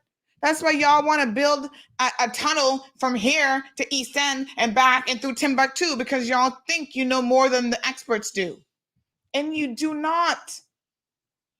What is the point of hiring people, okay, such as the National Roads Authority, all their engineering experts, all of the people who are going to do the ERA and all this kind of stuff, if you all think that you know best about everything under the sun. I'm just like, what on earth? Like, seriously? You don't know best. You're entitled to your opinion, but your opinion doesn't make you an expert. It kind of reminds me, last night I was baking a cake with my daughter. We made a little lemon cake. And she's like, oh my gosh, Mom, are you an expert baker, a cake maker? And I said, no, honey Jill, far from it. I just throw a little thing together. You have to be willing to admit your limitations. You're not an expert just because you have an opinion. You're not an expert just because you have a platform like Instagram or Facebook where you can put up your opinion and even 5 or 10 people like it. That doesn't make you an expert. I think we need to dial back on this whole everyone is an expert situation. We saw it during COVID, right? Everybody was a vaccine specialist. We were all virologists. We were all epidemiologists. We were all physicians. Everybody had an opinion. You had lawyers talking about the COVID vaccines as though they were expert. And I'm like, why don't you stick to what you're supposed to know, which is the law? Some of y'all don't even know that, right? People in the community. Oh, I'm a community leader and I know everything about COVID. I know all about all the hidden documents. I had people from Russia secretly messaging me hidden document. I was like, oh my God, are you people really about that? Like, seriously? You've got to be kidding. I'm like, really? You're an expert now. Okay. You have a high school diploma? No, but you're an expert in COVID. Oh, okay. I got you. No, y'all need to stop. And Not So Hot says, let's not give the NRA too much credit. I don't know about experts. Here's the thing. They have access to experts. I'm not saying that every one of them is an expert, but they have experience under their belt and they have access to experts. Now, here's the thing I find really, really interesting about the NRA. Now, Alden McLaughlin and Roy McTaggart apparently are having a public meeting this Thursday at the Seafarers, and they're going to be talking about this thing, right? Again, we're going to be protesting against this. We don't need to have this, blah, blah, blah. The things that y'all need to be protesting about, Alden, and with all due respect, Mr. McTaggart, I've never seen you once talk about and have a serious conversation. Can we talk about some of the child molesters that y'all need to be protesting about?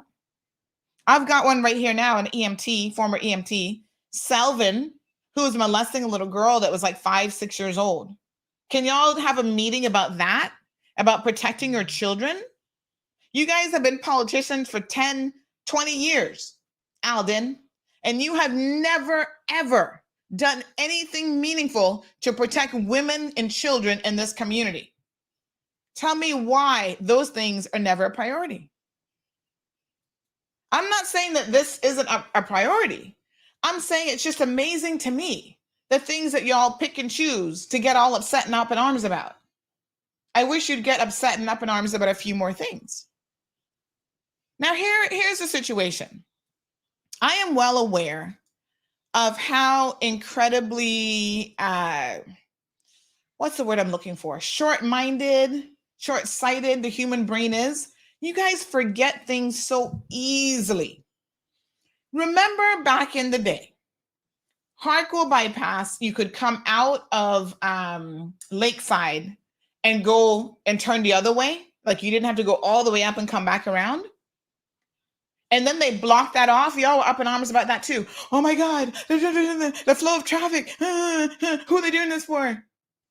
Oh, they're doing it for the Lakeside people? No, they did it because a man lost his life unnecessarily at that very junction because some idiot, and I guess, yes, the idiot driver is ultimate to blame, but guess what? You can't take them off the roadways, unfortunately. Right? And they actually maneuvered and did a move that was completely stupid. They were drunk and hit this man and killed him. Y'all don't remember because it wasn't one of your family members. He was a medical student, a bright future with a wife and kids, a bright future ahead of him, and his life was taken from him. after that, I bet you they fixed that issue. They put the median all the way down. You can't cross over anymore. Y'all were upset about that for a minute too. You'll get over it. You really will. Right? 6 months after this change is made, y'all will forget all about this, and cave people will be on to something else, some other development. Here's the thing. It appears that some people are also not entirely understanding what it is that's actually being done. Right?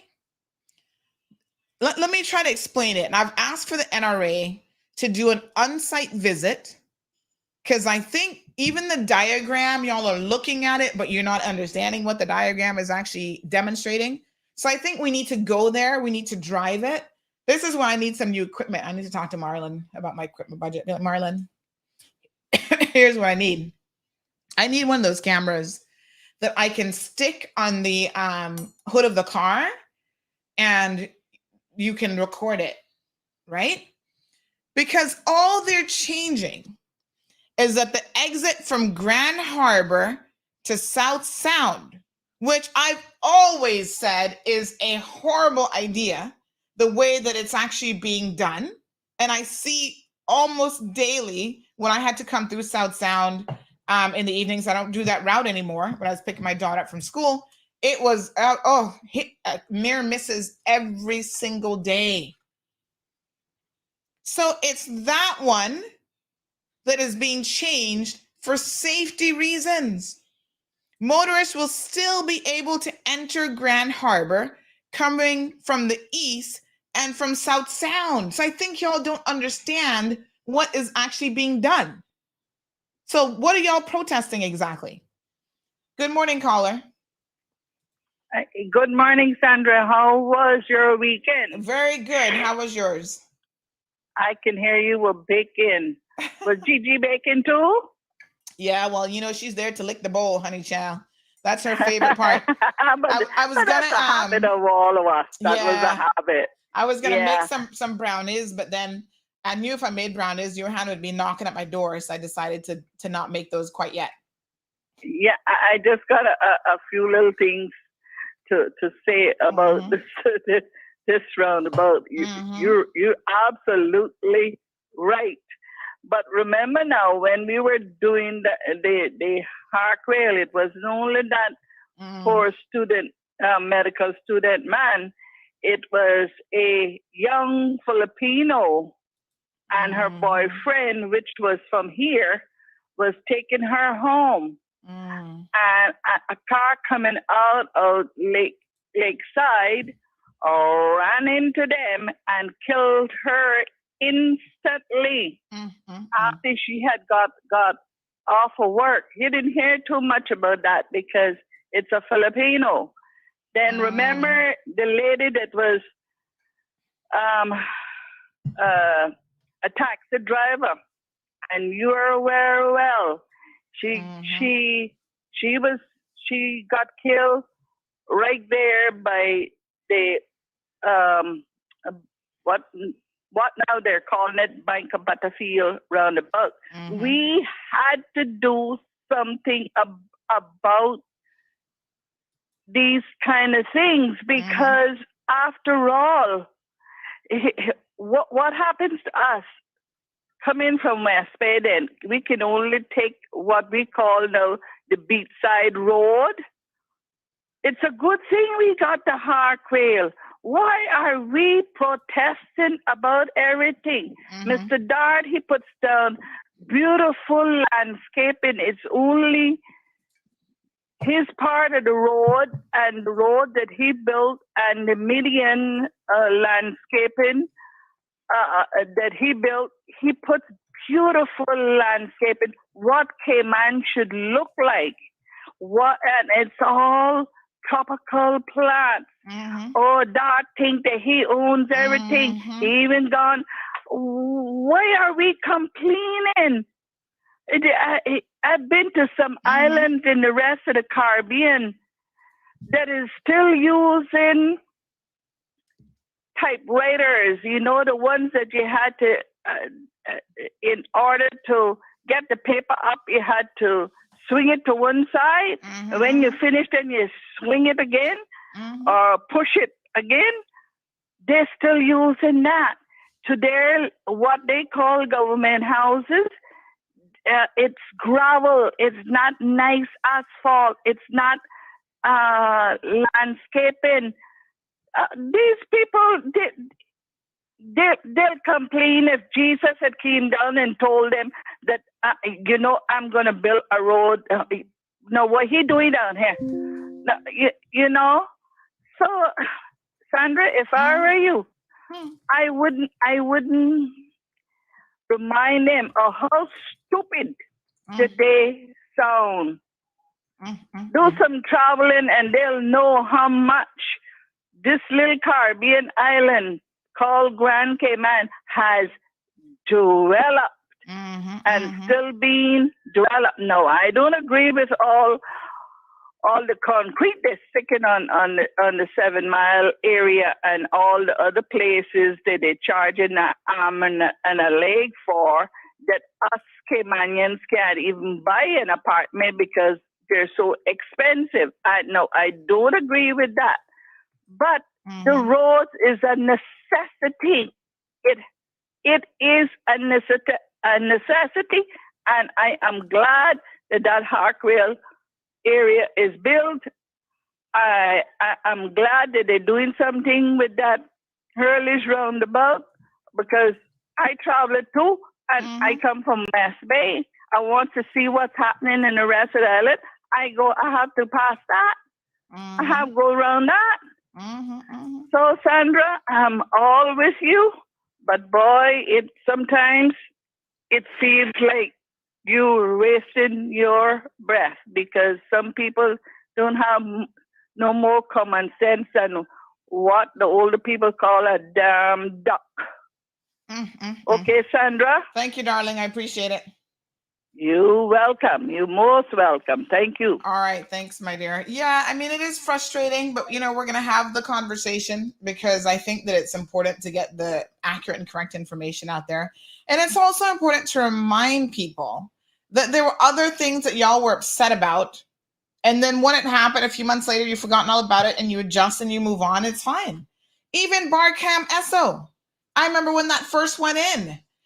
They were upset because the medium was being done in the way. So listen, only one way to get to Barcam Esso. If you're coming from the other direction, you have to loop around, and it's safety. I get it. We don't have very complex roads, but even for the simple roads that we do have, there are safety measures that still have got to be implemented. In the United States of America, if you see a sign that says, do not make a U-turn here, and you're thinking, why can't I make a U-turn here? This doesn't make any sense. Y'all don't start arguing with their road works people. If you make a U-turn there, you'll get a ticket. And it is what it is. It's like in this country, y'all want to argue about every single thing. And to be quite honest, listen, when it comes to road safety, this person says, good morning, Sandy. That roundabout should have been that way from long time ago and not waiting until June the 20th. I was trying to come out there on Saturday and had to do what they're implementing in a month's time because I had my 1-year-old grandson with me. And this person's not going to take any chances. Good morning, caller. Good morning, Sunday. Morning. I disagree with you about this complaining business, because really and truly, I haven't been even following much about last year's problems than how I am doing now, because they implemented that little thing with the roosters. I started being like, Donna, right? You mean to tell me now that we can't feed chickens anymore? Really? We should just stop feeding stingrays at the same time? Right? But that'd be a stupid thought, because I don't know what is more disgusting than to see a chicken digging in the garbage at the front of a restaurant. If you understand what I mean, we're not feeding them, but they eat in the garbage. The food being thrown away in the garbage, that's legal, right?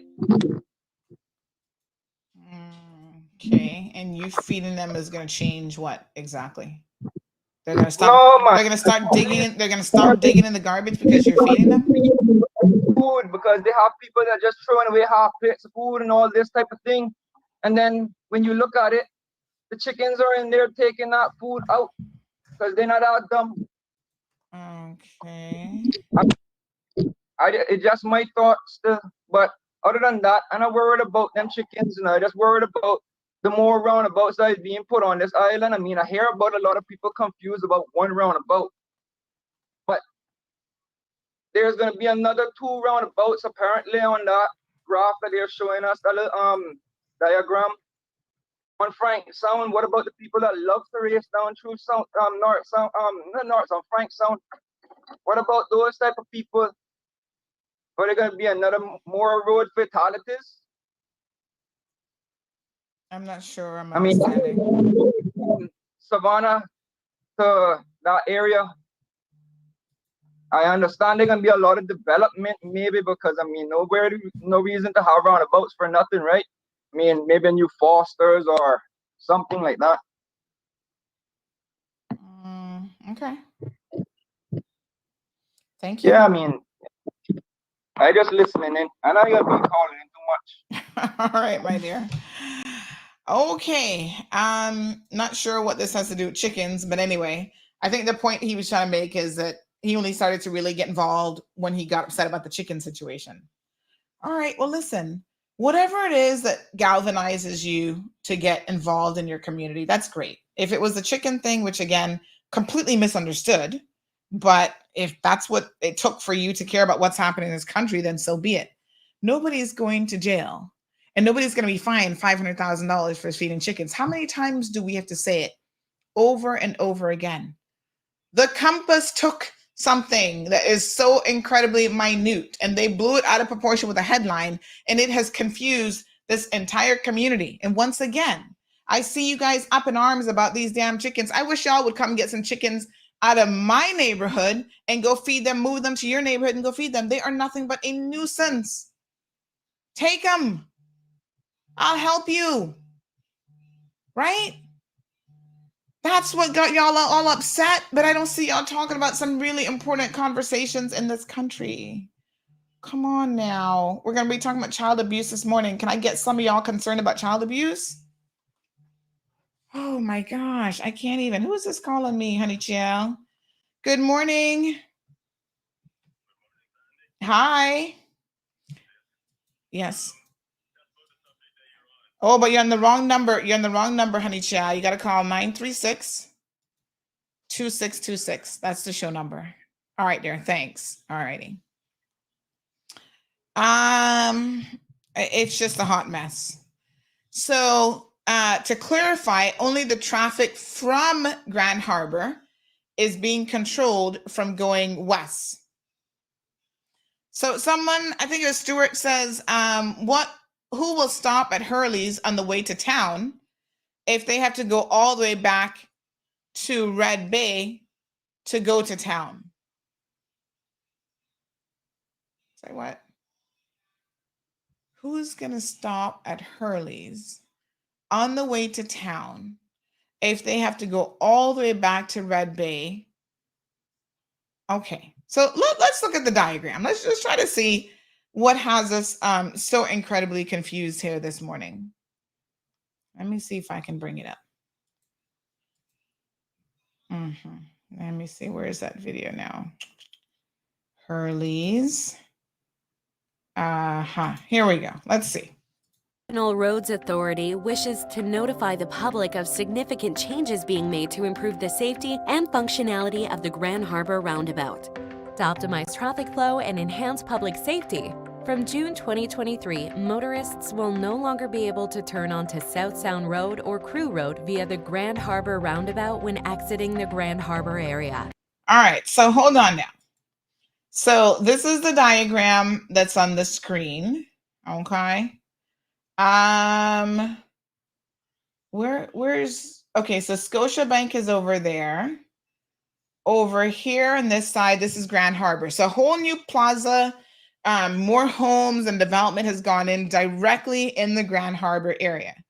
So motorists will no longer be able to turn onto South Sound Road or Crew Road via the Grand Harbour Road or Crew Road via the Grand Harbour Roundabout when exiting the Grand Harbour area. Okay. Those leaving Grand Harbour will need to travel up along Shamrock Road and circle the next roundabout if... Yeah, and the next roundabout is like a stone's throw away. What is the problem? That roundabout that is currently at Grand Harbour is too complex a roundabout. And it's being used by pedestrians to go to the grocery store, to walk across. Listen, I almost killed a woman there about 2 months ago. Now, it would have been her fault because clearly she's seen a car in a hospital before. She literally walked out. She stepped right where, you guys know where, let me back up the video here. You see on the diagram where Scotiabank is, right? I'm coming off of the roundabout, right? So I'm looking to the right to make sure I have full clearance. She starts to walk off right there on the edge of that roundabout, like people coming from South Sound would come out that way. That's where she decides to walk and try to cross the road. Literally, I had to slam on my brakes to avoid hitting this woman. Her and her friend decided to run across the street, and I saw the look in her face, and I think at that moment, her life might have just flashed before her eyes. It would be fantastic if we could control stupid pedestrians, stupid drivers, people who shouldn't even have a driver's license. We need to, listen, we need to improve on all of those things. But road safety, part of road safety is actually road engineering. Sometimes you need to cut off access and you need to force people to take a route that's a little bit safer. I ain't mad about this, none at all. Will no longer be able to turn onto South Sound Road or Crew Road via the Grand Harbour Roundabout when exiting the Grand Harbour area. I think that, I mean, I might be wrong. This one and the A.L. Thompson's roundabout are the two largest roundabouts in the Cayman Islands. I guess the one Cayman Bay is a little bit more complex in that it's considered 3 lanes. Let us also keep in mind that there are future road works to come that is the expansion of the road system that's going to impact this area. This is not going to just be what you see here. The lanes going into this roundabout are going to be increasing in the coming year or so. So the NRA is thinking ahead. We're going to make this even more complex of a roundabout by expanding the roadway, right? If we're doing that, we need to think about safety of pedestrians and people having to maneuver this already rather complex roundabout. I am all for it. Get it done, and the quicker, the better. I would not have even given that much notice if I was the NRA, but I guess, you know, right now when you're going to South Sound, they have those cones there. And people are supposed to decide, this is coming from the east. People are supposed to decide if they're going to be turning in that direction or not. People are so confused when they do that. Oh my God. Seriously. They're so confused. I see it all the time and I'm just like, wow. Venetia says, I'm all for this new change. That roundabout is very accident prone. Drivers exiting Grand Harbour prematurely and then are stuck in the middle of the roundabout. Had a couple near misses already, got rear-ended twice because of it.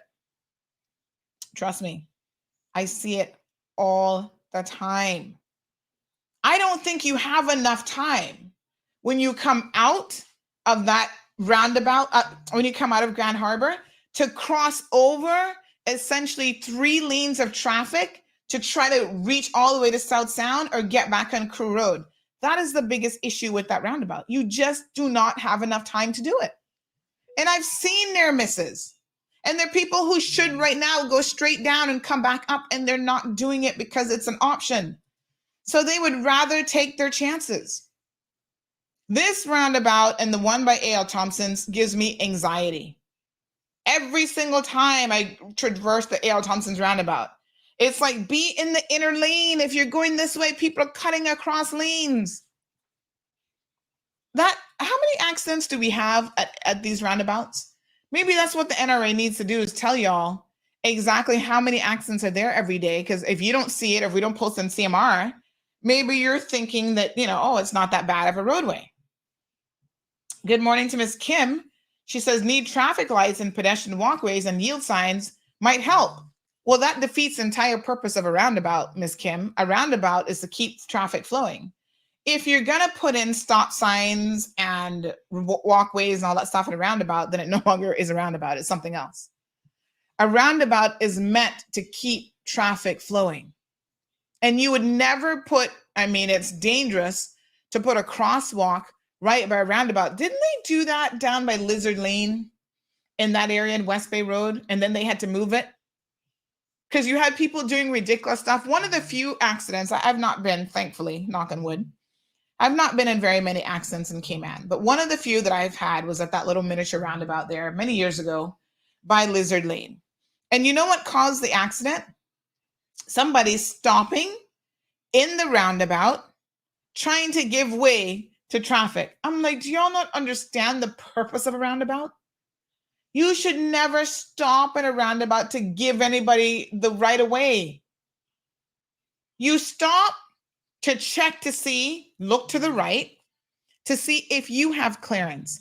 If you have clearance, folks, you keep going. I'm like, who does this? Y'all don't even know how to use a roundabout. And then putting a pedestrian walk right in a roundabout is asking for people to get hit. I don't know. RD says that new development across from that roundabout will only cause a major nightmare when it is fully occupied. Great move, NRA. I agree, RD, that the construction in the area has contributed to what the NRA is trying to now do. And let's be very, very clear here. While politicians, and this is directed at the progressives, while they're now trying to make a power move with this and play politics, I find it interesting that their same appointed, planning boards who were there for eons, and them, they didn't have anything wrong with the development in that area. I'm not picking an aura or whoever they are that have developed in the Grand Harbour area. That's not my point. But my point is, they were making these approvals of massive construction projects and not thinking about the impact that it would be having on traffic, on the roadway, and all this stuff, not making that a priority, not making that a point of discussion. Remember during the progressives' tenure, when it came up that there was some other proposal that they were making, one developer had to jump in and say, hold on a second now, because Al didn't even jump on his high horse and tried to throw the Davenport group under the bus, talking foolishness about, the Davenport group is like, basically they're the problem and they're preventing this from happening. There had been some agreement, and Davenport was like, don't mix us up in your political foolishness, because we ain't got nothing to do with that. They actually had to go on record and issue a statement against the progressive government and against what Alden had said, because Alden got it wrong, and then he had to kind of backtrack and apologize to the Davenport group. Y'all don't always remember these things. And even sometimes me, I forget, but I'll be trying to recall how we've gotten where we've gotten, because that's also important. And now they want to be the forefront of, we're going to stop progress. We're going to stop road safety from being implemented. And when y'all were there, you were doing what exactly? I'm just saying. Cayman doesn't have an overpopulation problem. I keep saying people, we're overpopulated. No, we're not overpopulated. What we have, and I was saying this to a lady yesterday in town, what we have is overdevelopment in certain areas. We do have areas that the population outburst has been tremendous given where it's at. And it's allowed to happen, right? This country has a lot of land mass, a lot of space, but y'all don't want to move anywhere. Y'all want to just stay congested in a particular area. Someone, the caller was talking about the DART organization. When the DART organization was building Cayman Bay and moving shopping, entertainment even office space out that way. Y'all were complaining then too. The cave people, oh, what are they doing that for? But look at what it did with some of the businesses in town. It actually allowed a lot of those businesses to move out of central Georgetown, which was not a bad thing. Right? Not every single business has to be in a 3-mile radius in Georgetown. We can have businesses Cayman Bay. We can have businesses on West Bay Road. Heck, we could have businesses in East End. Let's encourage the movement outward. You don't have to build or buy an apartment right on Smith Road. That area is congested enough already. Oh my gosh. 2:30 in the afternoon, you ever try to go on Smith Road to do anything? If you're not trying to pick up a kid from school, that gridlock traffic, because somebody thought it was a brilliant idea to have every single private school almost in Cayman right there within 2 miles of each other. Come on now. That's not overpopulation. That's just poor planning. Good morning, caller. Morning. How are you doing? Not bad. How are you? Your voice sounds a little elevated today. Yes, my dear. Honey chill. I think that given the importance of that shopping complex, where we're at right now with the road network and the concern about being able to access that in the mornings is a legitimate argument. But the way I think to address it is similar to what they did on the opposite side of the road regarding the South Sound access point to the roundabout. They have a light there.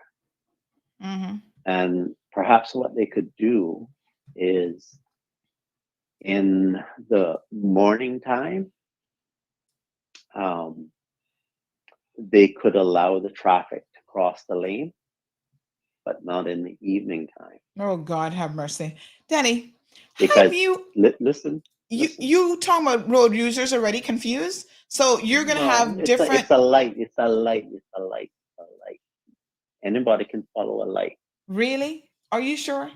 Well, have you looked around at who's driving? They should get off the road then. But if we can't, if a person can't follow a light, you can do this. You can go left, or you can't go left, or you can go straight across into the roundabout, or you can only go left.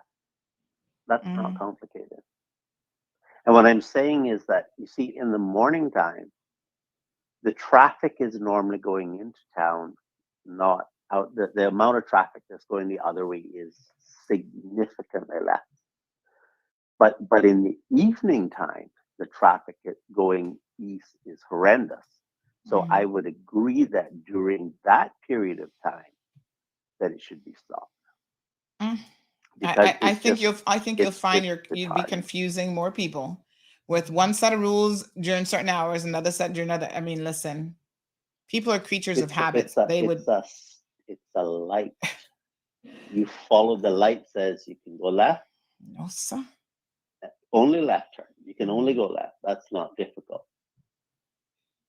All right. That isn't difficult. They have a light on the opposite side of the road controlling the traffic at certain times of the day. Well, that's supposed to be controlling the traffic, I think, all the time, but half the time it ain't working. But we'll leave that one alone. Yeah. But you do realize, but think about what it means to the individual. How many people utilize that shopping plaza in the morning times? That's the question. I mean, I have no idea, and I don't know who has those numbers. So, I would imagine that. I mean, I would imagine that nobody in their right mind who's sitting in traffic in the morning is trying to make a stop there to do anything and then get back in traffic. That's just my opinion. I mean, I'm not doing it in the morning But the mornings that I do have to do it, the last thing on my mind is stopping at Grand Harbour. Well, I'm trying to hurry up and get to my destination, drop off my daughter for school. When traffic starts to free up, that's when I might make a stop if I'm going to make a stop. It's not going to be at one of the worst intersections in this country that I'm going to be like, oh, yes, let me decide to go into Hurley's right now and pick up a donut for her to eat. Well, you know the good thing about CMR is you can always do a quick poll. What I would love is some your audience official numbers. Have we been doing any road? Well, here's what. Let me read some comments because you'd be interested to hear what some other people are saying. But thank you, Danny. Appreciate it. All right. So here's what one person actually had to say. This person says, I am sure that all the people complaining probably don't even shop at Hurley's or live past Red Bay. This exit is dangerous, and I am happy about the change. Government should require expats to complete the driving test to obtain a driver's license. Everybody should be doing a driver's test based on what I see on the roadway. Road safety in this country is really atrocious. Another person says, my issue is that I had to drop my daughter at school by Hope Academy on Grand Harbour. I would then have to go back up to the roundabout by the old auto spot and rejoin traffic for a second time. I think the biggest issue would be in the mornings when traffic is horrible. Other than the traffic nightmare in the mornings, it's a great idea.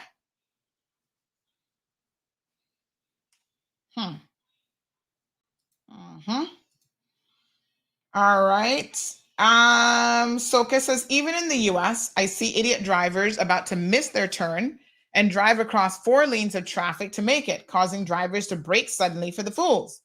Just keep going and use the next exit. Jeez. Benji says, Miss Sandy, I think also they have to implement crosswalks so customers and staff as well. Just make a suggestion to add to the change. It's hard to cross at that street safety. Well, the last time the NRA was on the program, do you guys remember what they said, right? They said there's certain areas that putting a crosswalk in is not practical. You're asking for people to get hit, right? So it's not just about, oh, people need to cross in this area. You want to pick an area that is like the traffic is slowing down enough. People are paying enough attention to the crosswalks.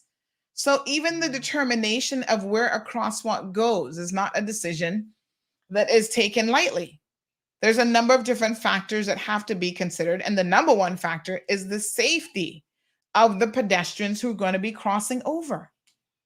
So you don't want to put in a crosswalk and have pedestrians believe and think that, oh, you're going to be safe just because the NRA has made this a crosswalk. And, you know, the drivers are not even going to see you and they're going to be running you over left, right, and center.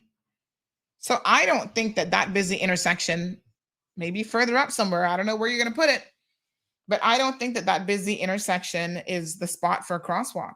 And where are you crossing from? What is it that you're crossing across the street for at that intersection in any event?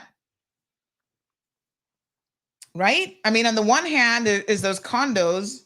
Are you saying that those people over there are going to walk over to the grocery store and they're just going to cross over the street and cross over the medium? And then, you know, they're basically going to be crossing over like 6 lanes of traffic. For their own sake, I'm going to say a silent prayer for them because I don't know how safe that really is to do that. You got to think carefully on these things, folks.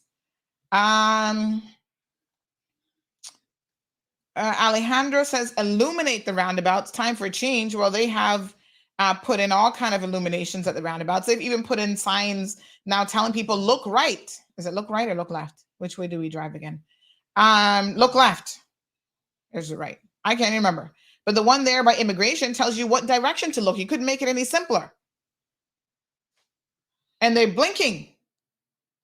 So you think that people can't miss them. And yet, if you know anything about drivers and the way the brain works once it's driving, you would know that it helps, but it's of minimal help. Alejandro says, try not do that in US of A and see what happens. Do what? I'm not quite sure I understand. Listen, In America, they make road changes all the time. They block off access, and guess what? They're not business with who's complaining. Once they've had so many accidents in a particular area and they see that it's an issue, they're going to block it off. I don't know. Sometimes I feel like some Caymanians really have nothing to do. And so, they become part of this Caymanians against virtually everything. Like, that's their job. That's what they do on a full-time basis. It's a hot mess. So 936-2626 is the telephone number. Benji says no one reads signs nowadays for real. You're not telling me. Not only do they not read signs, but they don't see a lot of stuff. It's just the one thing that has been an immense eye-opener for me when it comes to road safety is that book that I was telling you guys about. I really wish maybe we need to launch a book club and make it part of the book club. But the one that I was telling you guys about as it relates to the things that people see, this is just human nature. This is just optics, right? The brain doesn't see what you think it's going to see, especially when you are a driver. People who are pedestrians and who are walking, who are cyclists, they are far more noticeable to you than you think. And it's not always because you're a bad driver or because you're not paying attention. It's just that the brain has a built-in blind spot, if you will. Caller, good morning. Question or comment? We have 2 calls on the line. Hello, good morning. Yes, sir. Good morning, Ms. Sandra. This is Dexter Bodden. How are you? Morning, not bad. How are you? I'm calling. I don't know. I'm probably going to be a little off subject, though. Okay. Or off topic. No, I heard you talking last week about the abuse within the NAU. Mm-hmm. And I have a friend of mine that I guess we kind of grew up here together, and he's a little older than I am, but he has a situation where his son is collecting funds for him, and he's getting very, very little of it, and he's still walking around here broke every day of the week and hungry and pretty much dirty, to say the truth. But anyway, he's kind of reluctant, I guess, to try to see about getting help, and I'm kind of in a tough position because I kind of feel it's my civic duty to say something because it's kind of wrong for people to be abusing the system and then in turn abusing their own parent. So I was just calling let me just understand what you're saying. So this guy needs the help and he's abusing it, or somebody else is abusing it? No, his son is supposed to be collecting the funds for him, and he'll give him $25 today, and then 2-3 days later you call him up and say I need some money, and he'll either tell him he doesn't need any money because he's gonna drink himself to death or something, and he's just using that as as an excuse for withholding the money from the man, and it's just not right. So why is the son the one getting the money, not the man directly? Is it because he has an addiction? No, it is because he is, I guess, a person that is a little less educated than he could be or should be. Okay. And he's not as swift as he needs to be, I guess, in regards of handling his affairs, or they feel like he can't handle his affairs, and they've convinced him of that as well. Seems like.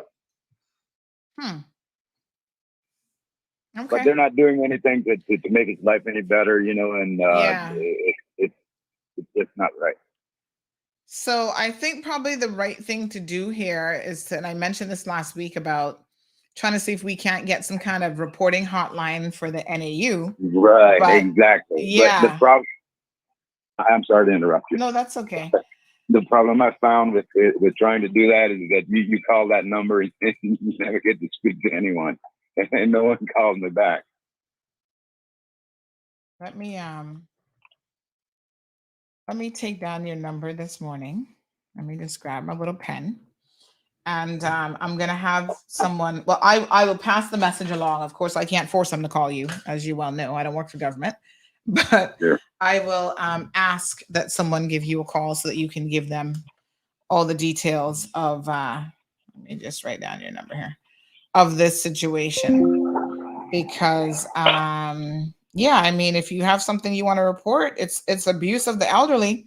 And listen, just because someone is their family member, their child or whatever, they might not be the right person to be making the decisions or be in charge of the NAU funds for this person. Maybe it needs to be a third party individual. Yeah, but he's got other siblings, his sisters and brother, and other people that are kind of being made aware of it, but they're not that concerned, seemingly. All right, let me see what we can do about having somebody call you so you can give them all the details of what's going on. I appreciate it. Thank you very much. All right, thanks too, my dear. Appreciate it. You have a good day. All right, next caller on the line. Morning. Hi, good morning. Good morning, dear. How are you? I am fine, thanks, Sandra.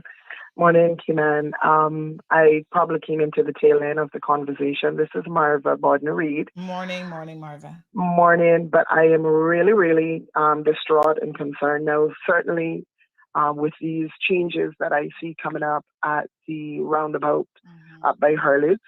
And thank God I do not live in that direction, let alone live around the vicinity of Hurley's, just thinking that those individuals have to come out and then practically go half a mile east to turn around to get back west and then get caught up in the whole traffic. So honestly, I really don't think this was properly thought out by the individuals that are making the changes.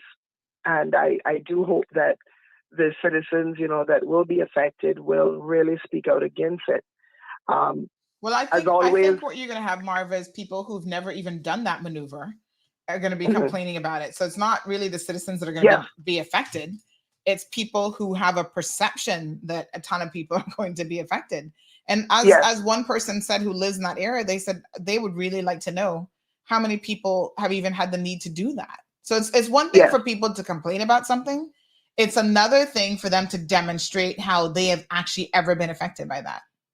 Oh, well, definitely. When I say complain, let me say this, right? I live in the Eastern Districts, and the move that they're going to be preventing from happening, I've never done, because I think you have no sense if you do that at that roundabout. You're asking to be hit. And I used to go, let me be very, very clear. I used to go to Hurley's roundabout almost every single evening on the way home. It doesn't require me going back east, of course. I mean, that's westbound, I should say, or going to South Sound. But I would never, as someone who's concerned about my own safety on the road, and can't afford to have somebody hit me without a car, I wouldn't make that move in any event. I would do exactly what the NRA is going to be forcing us to do. Yes. That's a dangerous move coming out of Grand Harbour. It is absolutely, and and I've experienced it many times, because Hurley's is one of my choice of grocery stores that I like to go and shop. So of course I will leave town to go up there, and then of course having to come out and loop around to come back to town. However, I try to do it when it's a time when there's less traffic or on a day that is not as busy. Certainly. I'm actually going to just make a suggestion. Might be too late, but have you been to the UK and have you been on some of those major roundabouts and see that in addition to a roundabout, they do have street lights on roundabouts? And I had that opportunity to experience that when I traveled over to the UK, where I've seen 3-lane roundabouts in the UK that actually have street lights. And the street lights is what controls that flow of the traffic moving around those huge, massive roundabouts over there in the UK. And is it too late to do that now? I don't know. I don't think so. I mean, we have this other big one being built over here, by off of the Linford Pearson bypass. Couldn't something like that even be implemented to help? Because I can tell you, it actually helps the flow of the traffic. How big, when you say a big, massive roundabout, how big are these roundabouts compared to what we have? Pretty much roundabouts. I've been in roundabouts the same size of or roundabouts here in Cayman, where it has like 3 lanes that you would be coming out on. No, but I mean the physical side of it, because one of the issues I feel that we have here is we're trying to force roundabouts in a very small space. It's like the one down by the police station. There's one right before you get by the old government building, before you get to the police station. No. Well, and then the other one further down. I don't even know why they're there. I don't even know why. I don't even understand those. It's just like having the little one up here by the airport. Remember they used to have the little one out there by Royal Bank. I really can't even understand those. Honestly, I don't, because I mean, it depends on the size car you're driving. You're not going around the roundabout. You're going over the thing that's in the middle of the road.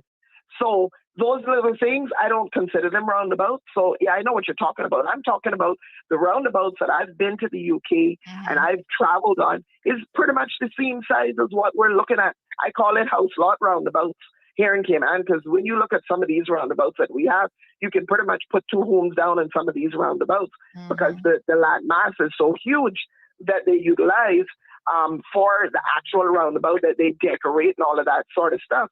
So I've seen roundabouts the same size as our roundabouts, but and they have the 3 lanes and they're being dispersed in 4 different directions, but they also have street lights on the roundabouts that actually help control the traffic. So you can actually get stopped on the roundabout with a street light for a couple seconds or maybe a minute or 2, and then a flow is let through, and then that gives then your turn comes, and then you go through, and then another section is stopped, and it actually works. I was quite shocked by it when I went there and experienced it, to see street lights on a roundabout, but it actually works.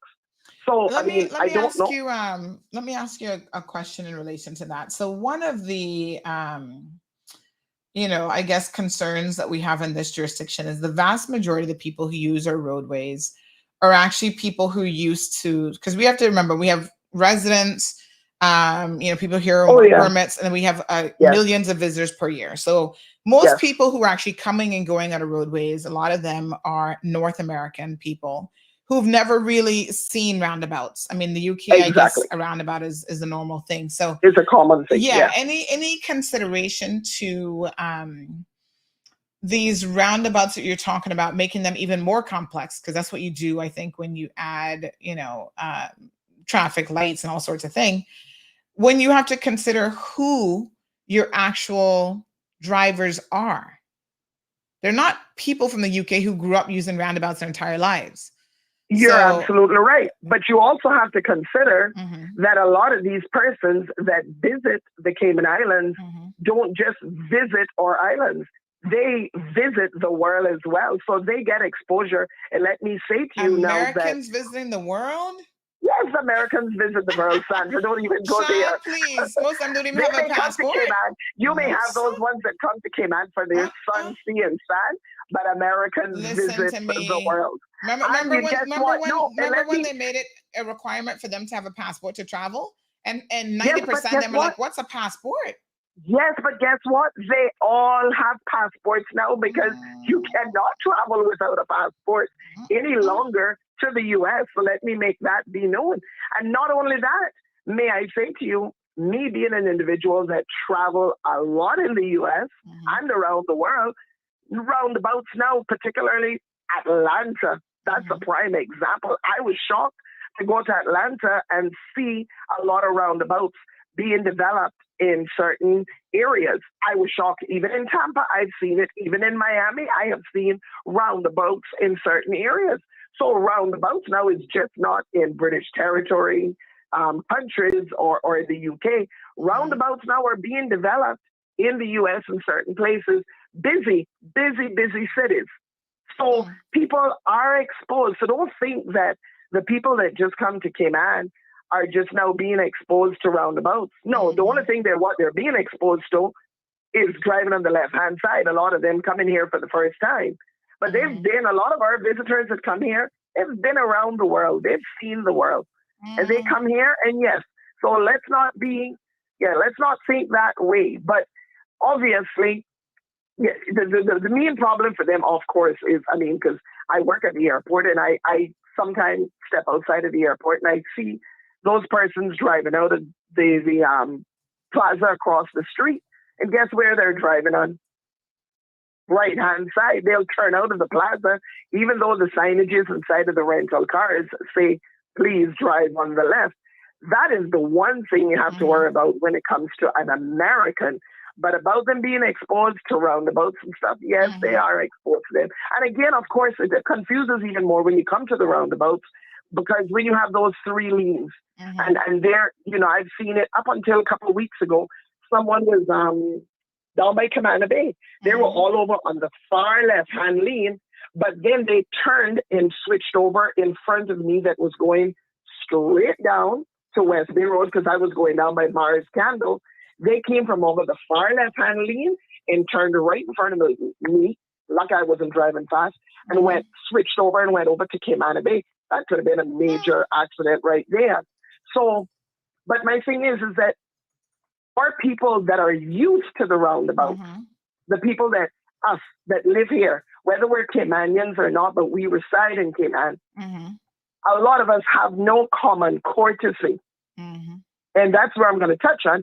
When it comes, some mornings ago, I sat, and I do it many mornings when I drop my daughter to John Gray High School. I come and I sit there sometimes for 20 minutes. Now, you have the people coming from east. The traffic is already, that's a little Tortuga roundabout up inside there that they're expanding big time. You know the one I'm talking about, right? Tortuga. The Tortuga one heading towards, Tortuga used to sponsor that one, heading towards the Gape Church, the little one right up beside here, coming off the Linford Pearson bypass like you're driving out. Yes. But I get there. I sit there literally for 20 minutes in the morning when I drop my daughter to John Gray High School. Now, those persons coming from east, they know that they cannot, they can't pass because the traffic is all the way down to the red light and it's clogged, completely clogged up. Now they see somebody on the inner lane with their trafficator on, might mean I want to go east. I want to go to Crew Road. So I can either go straight down or I can take the roundabout and come out there, even somewhere by Jose's or whatever. Even if I cut through Jose's gas station, will they let me out? No, they will clog the roundabout up and they will sit there for the next 20 minutes, or 15 minutes, clogging me up for 20 minutes, whereby, come on, use common sense and common courtesy and say, well, okay, this person on that inside lane might just want to come out and want to head east. They may not want to get in that long line headed down to the agriculture street light. So it all has to do with courtesy, common sense, and how we drive. And then you got some people that, hey, listen, they be coming flying, they don't look left, right, and center. And they're just going to go, they'll just drive straight out. And you can be halfway out there and they still come in flying. Yeah. So, it all, us is where the problem lies here in Cayman. All right, but dear. I mean, that's just a suggestion. And I'm a person that if I call in, then I want to offer a suggestion and something for them to think about. All right, have a wonderful day. Appreciate it. So somebody else supports Marva's suggestion about putting in a street light. They're saying that it shouldn't be confusing because Americans are used to lights and lights are universal. I'm hesitant to combine the two because I think anytime you add one more thing to already a complex situation where the brain is already having to look in multiple directions and I don't know. I'm not really sure how I feel about adding a light. I think if you grew up, using a light all the time, maybe. Miss Darlene, for some strange reason, your call isn't coming in on WhatsApp on the computer today. This is weird. Miss Darlene, I'm going to call you back because I don't know why you're not coming up on the screen where I can actually pull you in. But yeah, I mean, listen, the problem for me is when you're asking people to do multiple things, I believe in the KISS principle. Keep it simple, stupid, right? And don't get insulted because it has stupid in it. But sometimes you just remove a choice. You can't go this direction. Boom, problem solved. It's done. You know what I'm saying? Your brain no longer has to process that as an option. I see people at A.L. Thompson's running into each other all the time, coming out of the roundabout. That's where the bulk of the accidents happen there, simply because it requires you to look to the right to have your clearance. But you also have to be forward thinking of the person still in front of you. If there's a vehicle in front of you, you can't just take off without looking back to make sure they've already moved off and you have sufficient space between the two of you. Most people can't do both. They look to the right and their foot starts to come off the pedal and they rear end each other. That's why most of the accidents at that A.L. Thompson's roundabout happen when they're coming out of, like, you pass A.L. Thompson's and you're coming off of that part of the roundabout. Y'all ever notice it? Yeah. Because they're not able to pay attention to two things at once. Add a traffic light to that. Oh my God. I'm not confident y'all can handle it. I don't know. I guess we can try it and y'all can try and prove me wrong, but morning, my dear. How are you? Morning. Happy belated Mother's Day to everyone. Thank you so much. Same to you, my dear. Yeah, I had a 2 cents too, based on what Marva was saying. I agree with her 100%. But the main thing I think with drivers is that, and she mentioned it to the end, courtesy and common sense. Now, I've been living up here 5 years, and what she said is exactly true. Because I was saying, what is the big deal? Because we're coming from where we're roundabout, so it doesn't bother us. But people that are not used to it, yes, may have an issue. But lights and roundabout works. And like I say, I've been here 5 years now, and if I told you that I saw 5 accidents, I'd be telling you a lie. I have not seen 5 accidents, and these are roads with 4 or 6 ways. I mean, traffic going, traffic coming, pedestrians crossing, and everything, is just so careful. People are courteous, So I think I don't know. I always say it's not the roads that are bad. We have excellent roads. Yeah. It is just people to have common sense and be courteous. Nothing to do with the roads in the street. We got some of the best in the world. Roundabouts, I've been to France, Paris, and roundabouts are there, and people are just, thousands of people just moving at one time, everybody knowing what they're doing, and people, again, being courteous.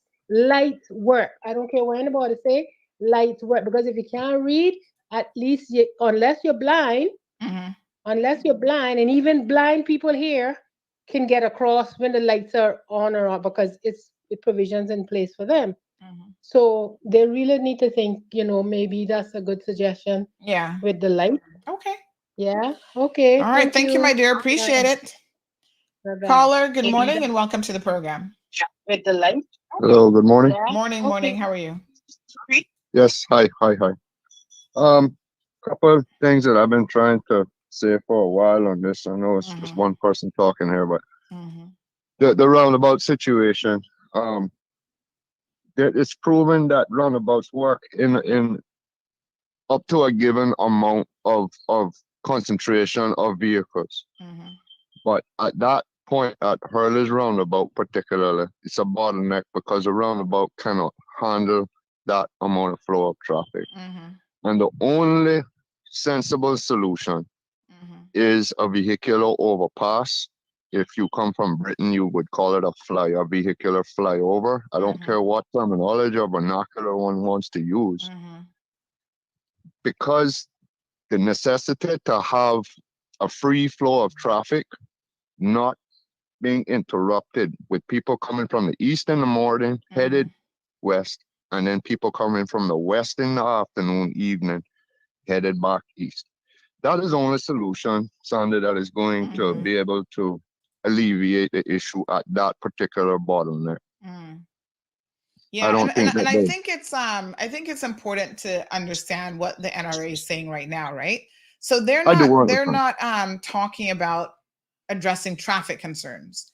They're talking about with this change addressing a safety issue. So I know some people are talking about traffic flow and whatever, but the NRA hasn't said that that's why this change is being made. They're saying this is purely for the purposes of traffic. And I can see, right? Because I see it all the time. People trying to quick time get over into that far lane when coming out of Hurley's. Now, the other thing that they could do is stop people, and I guess Hurley's development might not want that, stop people from coming out of that particular entrance from Hurley's completely. Make Hurley's a one-way in and one-way out. You'd be forcing people to do the exact same thing, mind you. Because when they come out of the second entrance further down, they can't go to South Sound. They have to go all the way down. But that's still the safer thing to do. Possibly, but the fact that in the absence of having a police force with the capability, one second, I have a plane passing over. I think the other thing to consider as well is how are they going to block it is the other thing. I'm assuming this is going to be a permanent structure that's going to be put in there. Yes, you see, with the amount of development that's in that area now, Mishandling, you would then have all of the traffic coming in from the developments east of Grand Harbour, west of Grand Harbour, all having to funnel through that parking lot area of Hurley's supermarket itself. So that would be problematic as well. You know, and I understand and I see and I've experienced people who will pull off trying to get onto the roundabout to go either back west or into South Sound. And for whatever asinine reason, they decide that it's okay to pull out and block traffic that is trying to go east. And it's dangerous.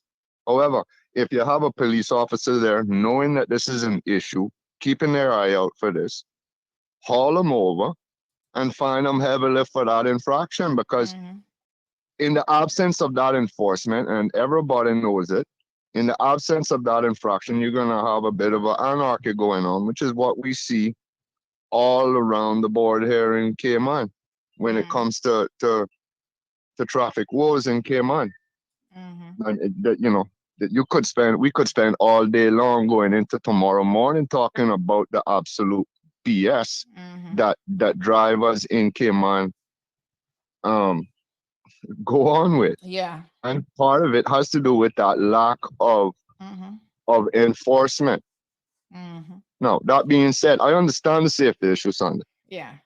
I get it. But punishing everybody, and I'm talking, holistically here, punishing everybody for some people who drive in such an unsafe manner, do and act as if and block that, literally sit there and wait in the middle of a traffic flow because they don't have enough sense, they're ignorant to a degree, or they just don't care. Whatever the reason is that somebody would be willing to do that, punishing everybody, disrupting the traffic flow even more, when part of a solution could be to increase the enforcement there. You have a police officer there, they haul them over. Yeah, I think the RCIPS has a traffic division again. Remember, they'd gotten rid of it. Now they have they're brought back it online back. from what I understand. And I've spoken to some of those officers on the ground, and they're like, Sandy, you have no idea. They said, you don't know how much we're out there enforcing, and people just don't care. They're not going to drive, and they're not going to do any better. They would have no time for anything else other than to be traffic cops.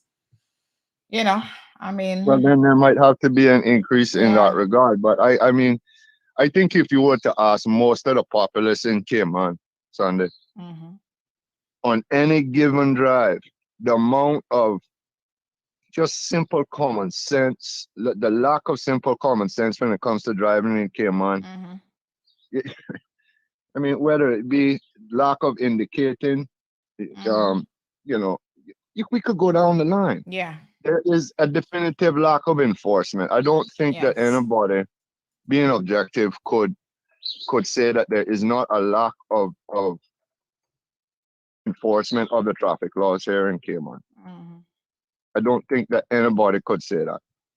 So that is part of a solution. But Sandra, I'll leave you with this. Thank you, my dear. I appreciate it.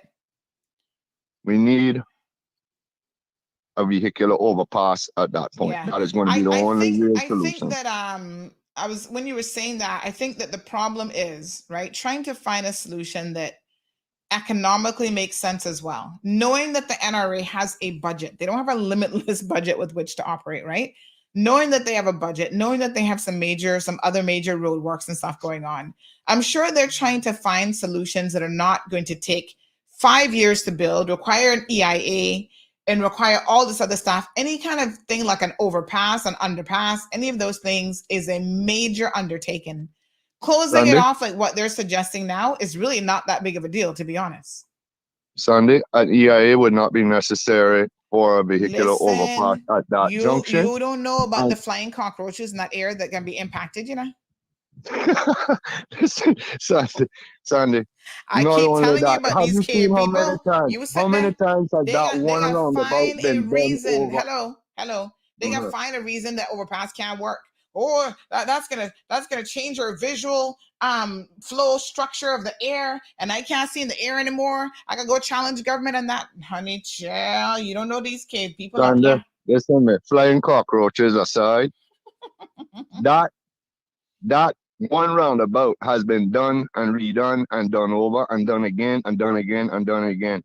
If the amount of money that has been spent by the taxpayers in Cayman, okay, the public's coffers, if the amount of money that has been spent on redoing that one bloody roundabout to build a vehicular overpass, we could have that thing paved with the finest of Carrera marble and have golden side rails along the side of it at this point. That is what is necessary, and that is going to be the only sensible solution. So I'll leave it there, Mom. Thank you, my dear. I appreciate it. Not Bye-bye. So hot says, I don't think that's the solution. This is the problem. We would never have any consensus or any agreement on anything. That's why I say, let the NRA do their job. Let them close it off. And in 6 months' time, this will be a non-conversation starter. I assure you of that. Here's what Jake says. What is the big deal? Jake says. The other roundabout is not that far to go. Loop around and come back. In Miami and other parts of the world, the roads are the same. You got to go down past the plaza, and then you do a U-turn where it's allowed and come back. Safety first, always. Same with planes, trains, boats, and cars. Safety always comes first.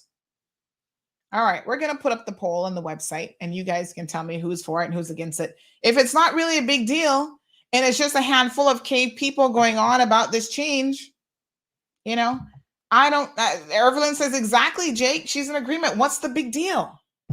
Listen, I'm telling you, I used to go to Hurley's every single day. Of course, it was in the evenings because I would never go there in the mornings. I don't care what anybody have to say. I'm not doing that in the morning. What is at Hurley's?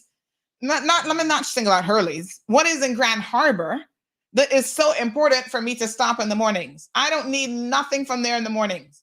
If I was doing the morning run, I've done it before when my daughter was younger, right? Before the talk show, I was the one doing the morning runs. I would never think about it under no circumstances. Just like when I come out of Hurley's, even if I have to go to South Sound or I have to go back to Crew Road, I'm not turning right there. It's not enough time. It's an accident waiting to happen. Yes, I'm one of those people that will circle around the roundabout if I feel like, okay, I'm not in the right lane, and I see this person, I'm trying to use my peripheral, and I see this person about to cross over into me, I'm going to go the other way and find a safer way to come around.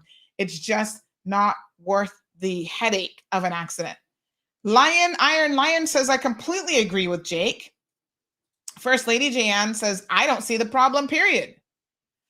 Let's do a little informal vote. We have 323 people on the live stream right now, split almost evenly. I mean, almost exactly evenly. 162 on YouTube and 163 on Facebook. Couldn't get more even than that, really. Let me hear from you all now. How many of you think that this is a problem, right? So raise your hands, pay attention in class. If you see it as a problem, say yes, in favor of the change, not in favor of the change. Try to make it as simple. Let's do a quick little vote here, impromptu vote. How big of a deal is this? Is it necessary for the progressives to be having a public meeting about this when they don't have a public meeting about much else that's going on in this country? Dean says, big deal, couple gallons of gasoline. You're going to spend a couple gallons of gasoline going from what? What changes?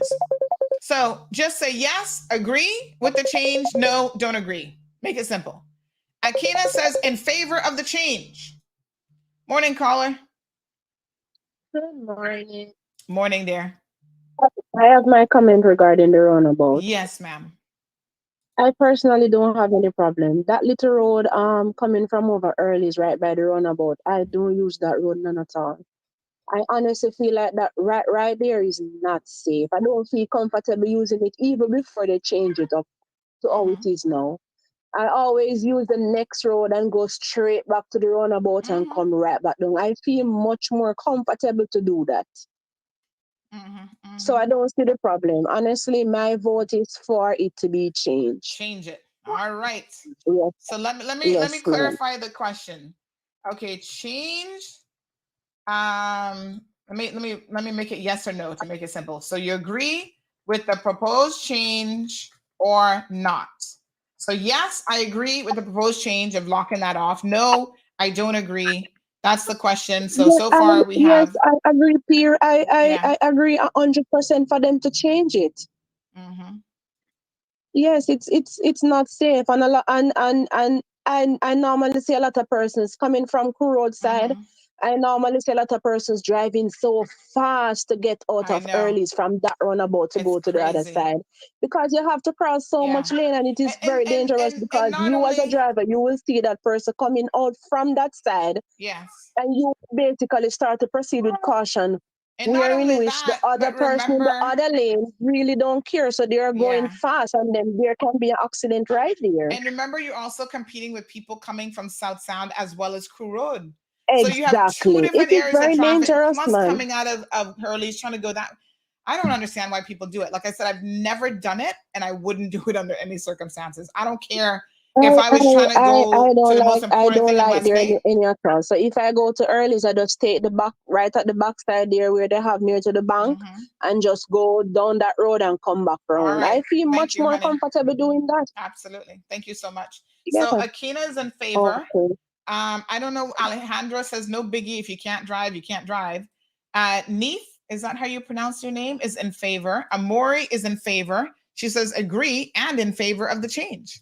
Iron Lion in favor of the change, along with the one way in and one way out of Hurley's. Faith says yes, agree with the change. Evelyn says yes. Not So Hot says the roundabout change or the overpass change. Oh, roundabout. Nobody's building an overpass there anytime soon. So we're talking about the current change. Nellie is in favor of the change. Tina is in favor of the change. She says, yes, make the change. Should have always been that way. Olive is in favor of the change. I don't live up that side. I have to go that side from time to time, but she's in favor of it. Selvin, good morning, says yes, but the suggestion your previous caller suggested an overpass at pedestrian facilities, that is not on the table. It sounds like a great idea, but it's not on the table. So let's talk about what is on the table and what's coming June 20th. Caller? Yeah, I think I'll in favor for it. In favor? Reason being because you check it out. I think that should just be an exit only. In my opinion, like you go a little bit further down from the roundabout and you can't going up to Peanuts and you can just enter in from there if that's the case, and you exit from there too. Go to the other roundabout. It's not that far if you're going back up. All right, thanks for the vote. Miss Evelyn says yes, she agrees. Is this Caliwat? Agrees. Jesse says no. No one can confirm if they have updated the traffic laws to address these barriers they have been installing. I don't understand. What do you mean update the traffic laws? Address the barriers how? Okay, I'm confused about what that means. Maybe we should get clarification, Jesse. I don't know what that means. So you're trying to say that they don't have the authorization to install them? Of course they do. I see Alejandro was saying earlier they should remove the ones by Jose's Esso, right? Thank God they're there. You know how many accidents have been prevented? Because now when you're going to Crew Road passing Jose's Esso, you need to decide where you're going beforehand. Going over Yeso, over Deso. You can't be in the far lane closest to the airport and trying to cut across traffic to get on the bypass. Not anymore. That has saved a lot of accidents in that area. Thank you, NRA, for doing so. Little changes, cost effective, make a big difference. Nigel says, yes, agree. Dorotha says, yes, agree. Yasmin says, yes, agree. So far, the majority of people just here, it's over 335 now, are in agreement with the NRA. The cave people not winning this one. I don't care how many public meetings they want to have. Yasmin says, yes, agree with the proposal. Miss Sue says, yes, agree. It's too dangerous. Lynette says, I'm in favor of the change. Marshall says, trust me, the distance from the roundabout isn't that far to go up the roundabout, up the road and turn around. Here in the USA, some roads you have to go a longer distance to turn around and head back in the opposite direction. Not So Hot says they should just lock off that one exit on the Hurley's roundabout instead of changing the whole entire roundabout. It would be a lot cheaper. But I think that's what they're doing, Not So Hot. I think there's some confusion here about what it is that they're doing. I think that's exactly what they're doing. What I suggested with Hurley's, locking it off so nobody can come out that way. But I think they're going to have a problem with the, and we shouldn't really say Hurley's because it's all Grand Harbour is the proper name, right? I think that they're going to have an issue with the Grand Harbour developers who own the, I guess technically they own the entrance and exit to the complex and to the development itself, right? So I think the reason why that hasn't been done, because that requires their corporation. Although maybe the NRA can tell them what to do. I don't know how this works exactly. We can certainly ask the NRA, but that would do the exact same thing. One way in and one way out. It really would. But so they said that they're going to put up the sticks out of the road to control the traffic. Oh, okay. So it's the same thing that they have down by Crew Road is how they're going to, and that's what they have down South Sound now, down on the opposite side to make sure if you're going to South Sound, you better get over, because once you get to a certain point, you can't be changing over. Because again, that was in that roundabout, another accident prone area. So Jake is agreeing and in favor. Miss Rita says, I agree with the change. Marshall says the change on that road should have been done a long time ago. So that's a yes. Changing that whole entire roundabout is unnecessary. I think you're confused, Not So Hot. I don't think it's, let's make it very, very clear. And I think the NRA needs to do a better job with the messaging, because if some of you are still confused about what's being done, we need to do a drive-through, not a drive-by, but a drive-through to really clarify what this is. You know, I'm sitting here thinking now, I have something in my Amazon cart. This would be the perfect use case for this. I wonder if I could justify the business expense for one project. You know, y'all going, Sandy, that doesn't sound like that's a good economic decision, but it's times like this when I could really use that. I'm wondering. I'm going to think about it. It was going to be my birthday gift to myself, but you know, birthdays can come early these days. I digress. My apologies. Let me get back on track here. Debbie says in favor. Jackie says totally agree with the change. Well, NRA, looks like you have the resounding support of the community. Just do it. Don't wait till the 20th. Heck.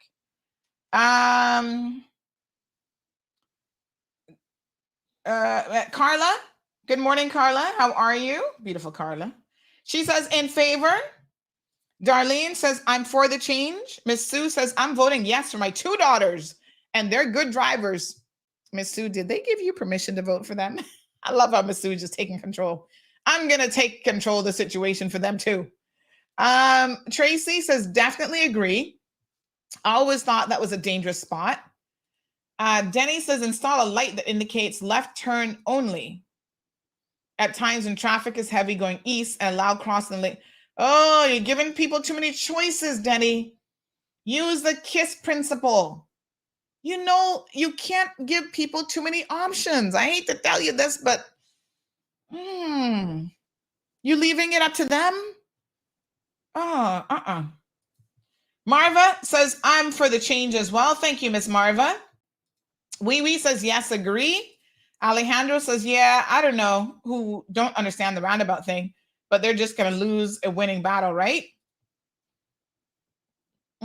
Why can't they control public roads? Charles says that's why it would make sense to move the exit further back towards Kings or as close and person can merge into upcoming traffic towards the Hurley's roundabout. Which exit are you talking about? You can't move the exit on the roundabout. The roundabout's already there. The exit to Hurley's? But I think that's like the end of the development. Like you can't move it. Where would you move it to? Because right after that is other people's property. Like, I don't think Hurley's, or I keep saying Hurley's, my apologies, not Hurley's. Hurley's is in there, but I don't think Grand Harbour owns anything beyond that. That's other people that own that property. So you can't put the exit to their complex in somebody else's property, right? So I'm not sure about that one. JD says someone going to tear them cones up with their car within 48 hours. Well, they'll do it and they'll put them back, and there's been a few that have gone missing on Crew Road, but by and large, y'all get the message now on Crew Road. You get over in one lane or the other. He says, in consideration of the Grand Harbour residents, in reference to my suggestion. But the residence isn't that complex. I mean, there's some to access it over, you go down there and then you turn left. So I'm not too sure though. Okay. He says, take out the roundabout, like how you merge to Red Bay. Okay. Not so hot says, okay, I understand what you're saying now. The private development in the back there, okay, do the change. Not so hot now in favor of it. Most people, at least in the 90-something percentile, NRA is saying to do it. It makes sense. So we're going to do a drive-through, hopefully today, with the NRA, because I think there's some clarification on exactly what it is that they're doing. So first we need to understand what they're doing, right? They're only preventing you. Let me read my notes again, because I want to make sure that you get it right. All right. So they are only preventing only the exit from Grand Harbour to South Sound. How many people live in South Sound that go to Grand Harbour that would want to make that very dangerous exit in any event? So that's the only one that's being changed for safety reasons. Motorists will still be able to enter Grand Harbour coming from eastward and from South Sound. Y'all understand? So coming east, that's like if you live Savannah, Newlands, East End, Frank Sound, you can still access Grand Harbour coming from that direction. You can still enter Grand Harbour coming from South Sound. It's coming out of Grand Harbour, trying to make that very short turn to cut across 3 lanes, and 3 lanes coming from different directions, because 2 coming from, actually 3 are coming from Crew Road, and another one coming from South Sound. So you got to look on for all of that to try and cross over real quick. I mean, it's literally like a 2-second opportunity to cross over. That's what they're going to prevent you from doing. And I am not mad about it. NRA, sounds to me like you have resounding support from the community to just do it. Good morning, Denny. Morning. If you use your logic that cutting across 2 lanes shouldn't be allowed. Well, we just determined 4 lanes in 2 seconds. You would have to then say, well, the people shouldn't join the roundabout from South Sound at all, because that's the situation you have on the opposite side of the road. And the reason why I set a stoplight there is to do the opposite of what they do on the other side of the road. And what they're trying to prevent there is people going through South Sound to avoid getting in line on the Linford Pearson, therefore on the Shamrock road and jamming up the traffic when people are trying to go home in the evenings, right? Well, the reverse is what I'm saying, is that just like you have a stoplight on the other side that says, no, we don't want you to tie up the traffic late in the evening. So what we're going to do is we're going to have a light there that regulates the rate at which the traffic coming out of South Sound can join the traffic going east. And since the rate is going to be slower than if you were in the line on the straight from Linford Pearson, well, it's going to take you more time to cut through South Sound because they're trying to prevent the congestion there.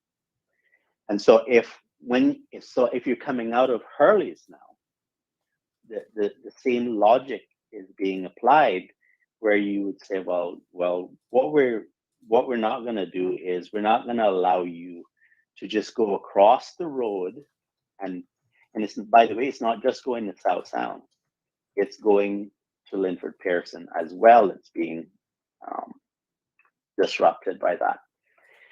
Well, and Denny, so, you said to do a poll, and the majority in favor of it. I understand, but we got to have a conversation. It's fine if the majority feels that way. That's okay. What I'm saying is that when you're coming out of Hurley's in the morning time, there is not tons of traffic going east. Most of the traffic, vast majority of it is going west. And so coming out of Hurley's in the morning time, which is the opposite of coming out of South Sound in the evening time, which is what they're trying to prevent, is okay. It's in the evening time when tons of traffic is going west and you're trying to cross those lanes that create the It's dangerous at any time, Denny. No, it isn't. Yes, That's it is. Inaccurate. All right. That's inaccurate. Well, we'll agree to disagree. Well, we can. It might be more dangerous during high traffic times, but it's dangerous at any time. Then what you would need to do is to shut down traffic coming out of South Sound if you're using that logic, because they're crossing two lanes the same way. No, but this one is crossing like 4 lanes, 2 coming from different directions completely. So it's not exactly the same thing. It is not identical, but it is extremely similar. And yes, people are crossing. We'll listen carefully. They're crossing the 2 lanes that are going west. They're going through the roundabout. They're crossing those lanes to go into Hurley's. Okay, that's what plenty of people do. That's why the junction is there, to facilitate the flow. And on the unfortunate thing, this is why when I first called, I said, given our current situation with how the road network is, I didn't get into the thing about how we need to get around this bottleneck and overpass. I didn't get into none of that stuff, because I agree with you, that's not going to happen right away. But given our situation, given the need to have traffic be able to go in and out of that Grand Harbour roundabout,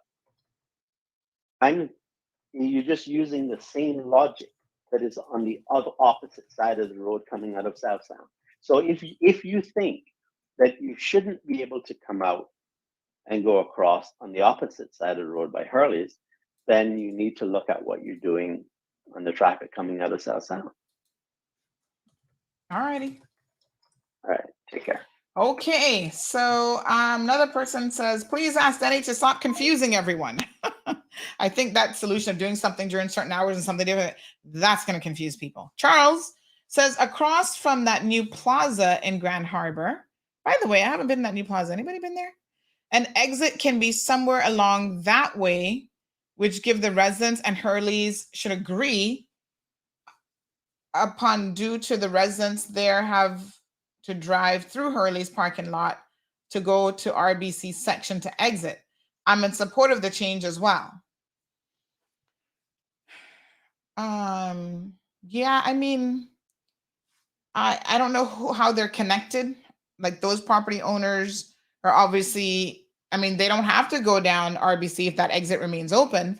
And maybe that's another reason why they're trying not to make it a singular in and out, because it would force those people. And I think there's quite a few residential complexes and stuff down in there, right? And then there's a new complex that would force people to have to go through what is considered the Hurley's parking lot and the rest of the plaza to then exit if we change it. So I could see why blocking off, like making entrance and exit only into that complex, I could see where that presents an issue for those very same people, Charles. So, you know, Miss Marva says, many people go to Hurley's and the entire Grand Harbour for many reasons. You'd be surprised that street lights will control the traffic without causing any safety issues. She also says, I think that that this is I don't think this is a thought out resolution. Give it several months and years and changes will be made again by NRA. Well, that's what NRA is there for. They're there to make changes when and if, you know, required. So will the traffic flow in 5 years be the same at Grand Harbour? No, it's about to change right now once that complex over there opens up. And I think that the NRA probably has had this on the books for a very long time. They don't jump up and do things overnight. I can tell you, this is government, folks. There's probably been discussed for 5 years already. And now that they see all these new complexes starting to open up, the amount of traffic flowing through that roundabout, people coming out, has grown exponentially. And once Aura, which by the way, is it a residential complex? Somebody said they thought it was a hotel. I never heard that before. I'm like, a hotel? I don't think so. We can confirm, but I don't think it's a hotel, but whatever. That's how many units are there. And then there's the one next to it that's not built yet, right? That's not finished. So you're going to have hundreds more people right at that roundabout who live right there. So I think the NRA's job is to make changes when and if required. That's what we pay them to do. They're supposed to be a flexible entity. So, yeah, I mean, that's what they do. So, oh yes, here's another one. People need to also understand that this will be re-looked at after the connector is completed. Don't underestimate what the NRA is doing. I believe that out of everybody, they have an understanding of the bigger picture more than us. Even me, I'm half paying attention to what the NRA does. I'm going to be honest with you. Somebody was asking me the other day, where does the connector road come through Woodland Drive? And I couldn't answer the question. I'm like, I don't know. Go and look on the NRA's website. So let me remind all of you, I'm going to give you this link right now. There is a Kings connector. Remember, Kings is right there, right? So there's going to be a new road scheme that creates a link from Crew Road near Kings Roundabout to Edgewater and the Grand Harbour area. So there are more changes already in the works that are coming. So this, folks, is not being done in isolation. Who is this calling me this time of morning? Good morning, caller. Yes, I'm live on the radio right now. Are you trying to get on air? Okay. Dental? All right. Very good. Thank you. All right. Bye-bye.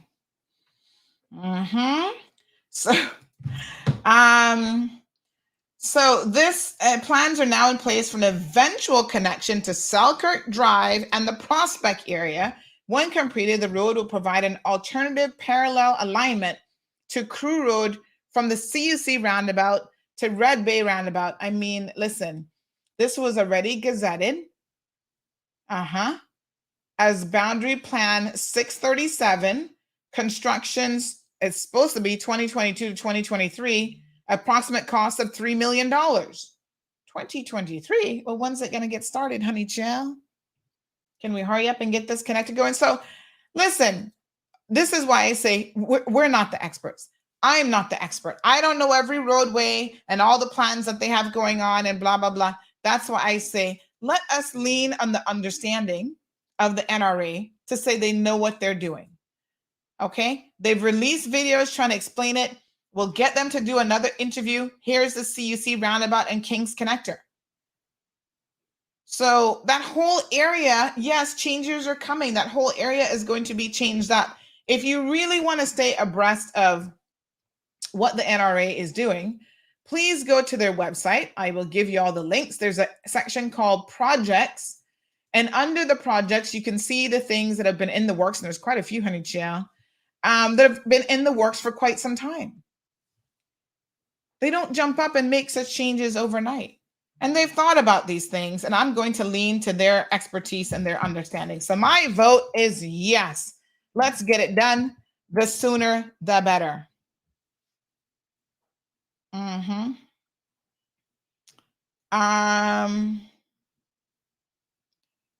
So Dean says Denny's right, but a traffic light would cost a few dollars more compared to not putting any light at all. I don't think it's the matter of the cost with the traffic light. I think to suggest a traffic light that only does something sometimes of the day and not other times of the day, to put that in the worst, the second worst, because I'm going to say L. Thompson's is the most accident-prone roundabout, but to put that in the second most complex and confusing roundabout is a recipe for absolute disaster. I just don't think that the brain is going to be able to comprehend it. Oh, now it's, let me check the clock. Oh, now it's this time of day. We're going to change up the rules. I say keep it simple.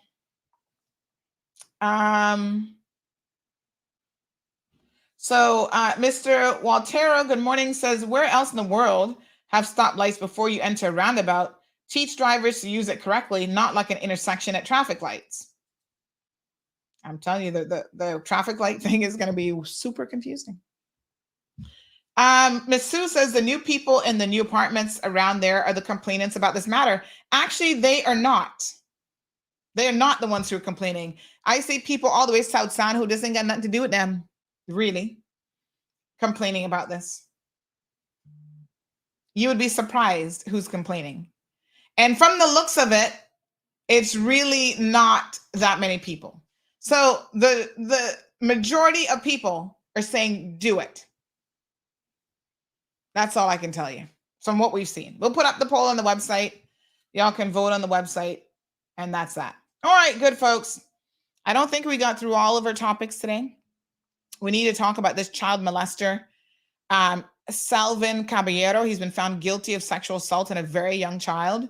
I unfortunately had the opportunity to read the case file on this, and I'm glad that he's convicted. That's one less child molester on our roadways. And to be honest, I actually had someone, when we ran the first story, I had someone come forward and say that he actually sexually assaulted them while he was an EMT, like working. Can you believe it? Nasty man. We're going to talk about him tomorrow, so make sure you guys tune in for that. What else we had in terms of breaking news? Food truck robbed again. I suspect, like I said, we'll soon find out which food truck. I want to talk tomorrow as well. We'll do some court cases tomorrow. This woman suing over the fatal crash. We can talk about that one. And the Cayman depositors left in the cold after Silicon Valley bank collapse. So if you had any money in that bank, you're not getting your money back, is the bottom line. CMR has that as an exclusive story. So we'll talk about that as well. What a hot mess, honey chill. Some things just make you shake your head. All right, so that's what I've got for you. We'll be back tomorrow morning with all of those and anything else, obviously, that happens today. So I've shared the link there in the comment section if you're interested in seeing what the NRA has going on. Let me see. People need to learn to read and follow the traffic signs, says this person. And I saw quite a few of you were upset about the teacher returning to Red Bay Primary. Oh, Lord. So this person says, good day, we changed the Grand Harbour. Could there be some discussion about pedestrian crossings for shoppers and staff using the public bus system on the main roadway? What is the alternative for persons using the public bus system? This high-risk situation should have been foreseen by planning and NRA. Well, I tell you what, I don't think that because an area is going to create high-risk traffic issues, that doesn't seem to be a reason for that planning division over there to turn anything down, honestly. They don't seem like they care. Anyway, folks, that's all I've got for you today. You guys have a fabulous day. We'll talk to you tomorrow morning. Thank you for tuning in to another episode of The Cold Hard Truth on Bobo 89.1 FM. Cayman's #1 talk show is live weekdays from 7:30 a.m. Never miss an episode again. Watch anytime on CMR's Facebook and YouTube channels for the latest show episodes. Don't forget to follow us online on our social media channels. And visit CaymanMarlRoad.com for all the latest news and community happenings.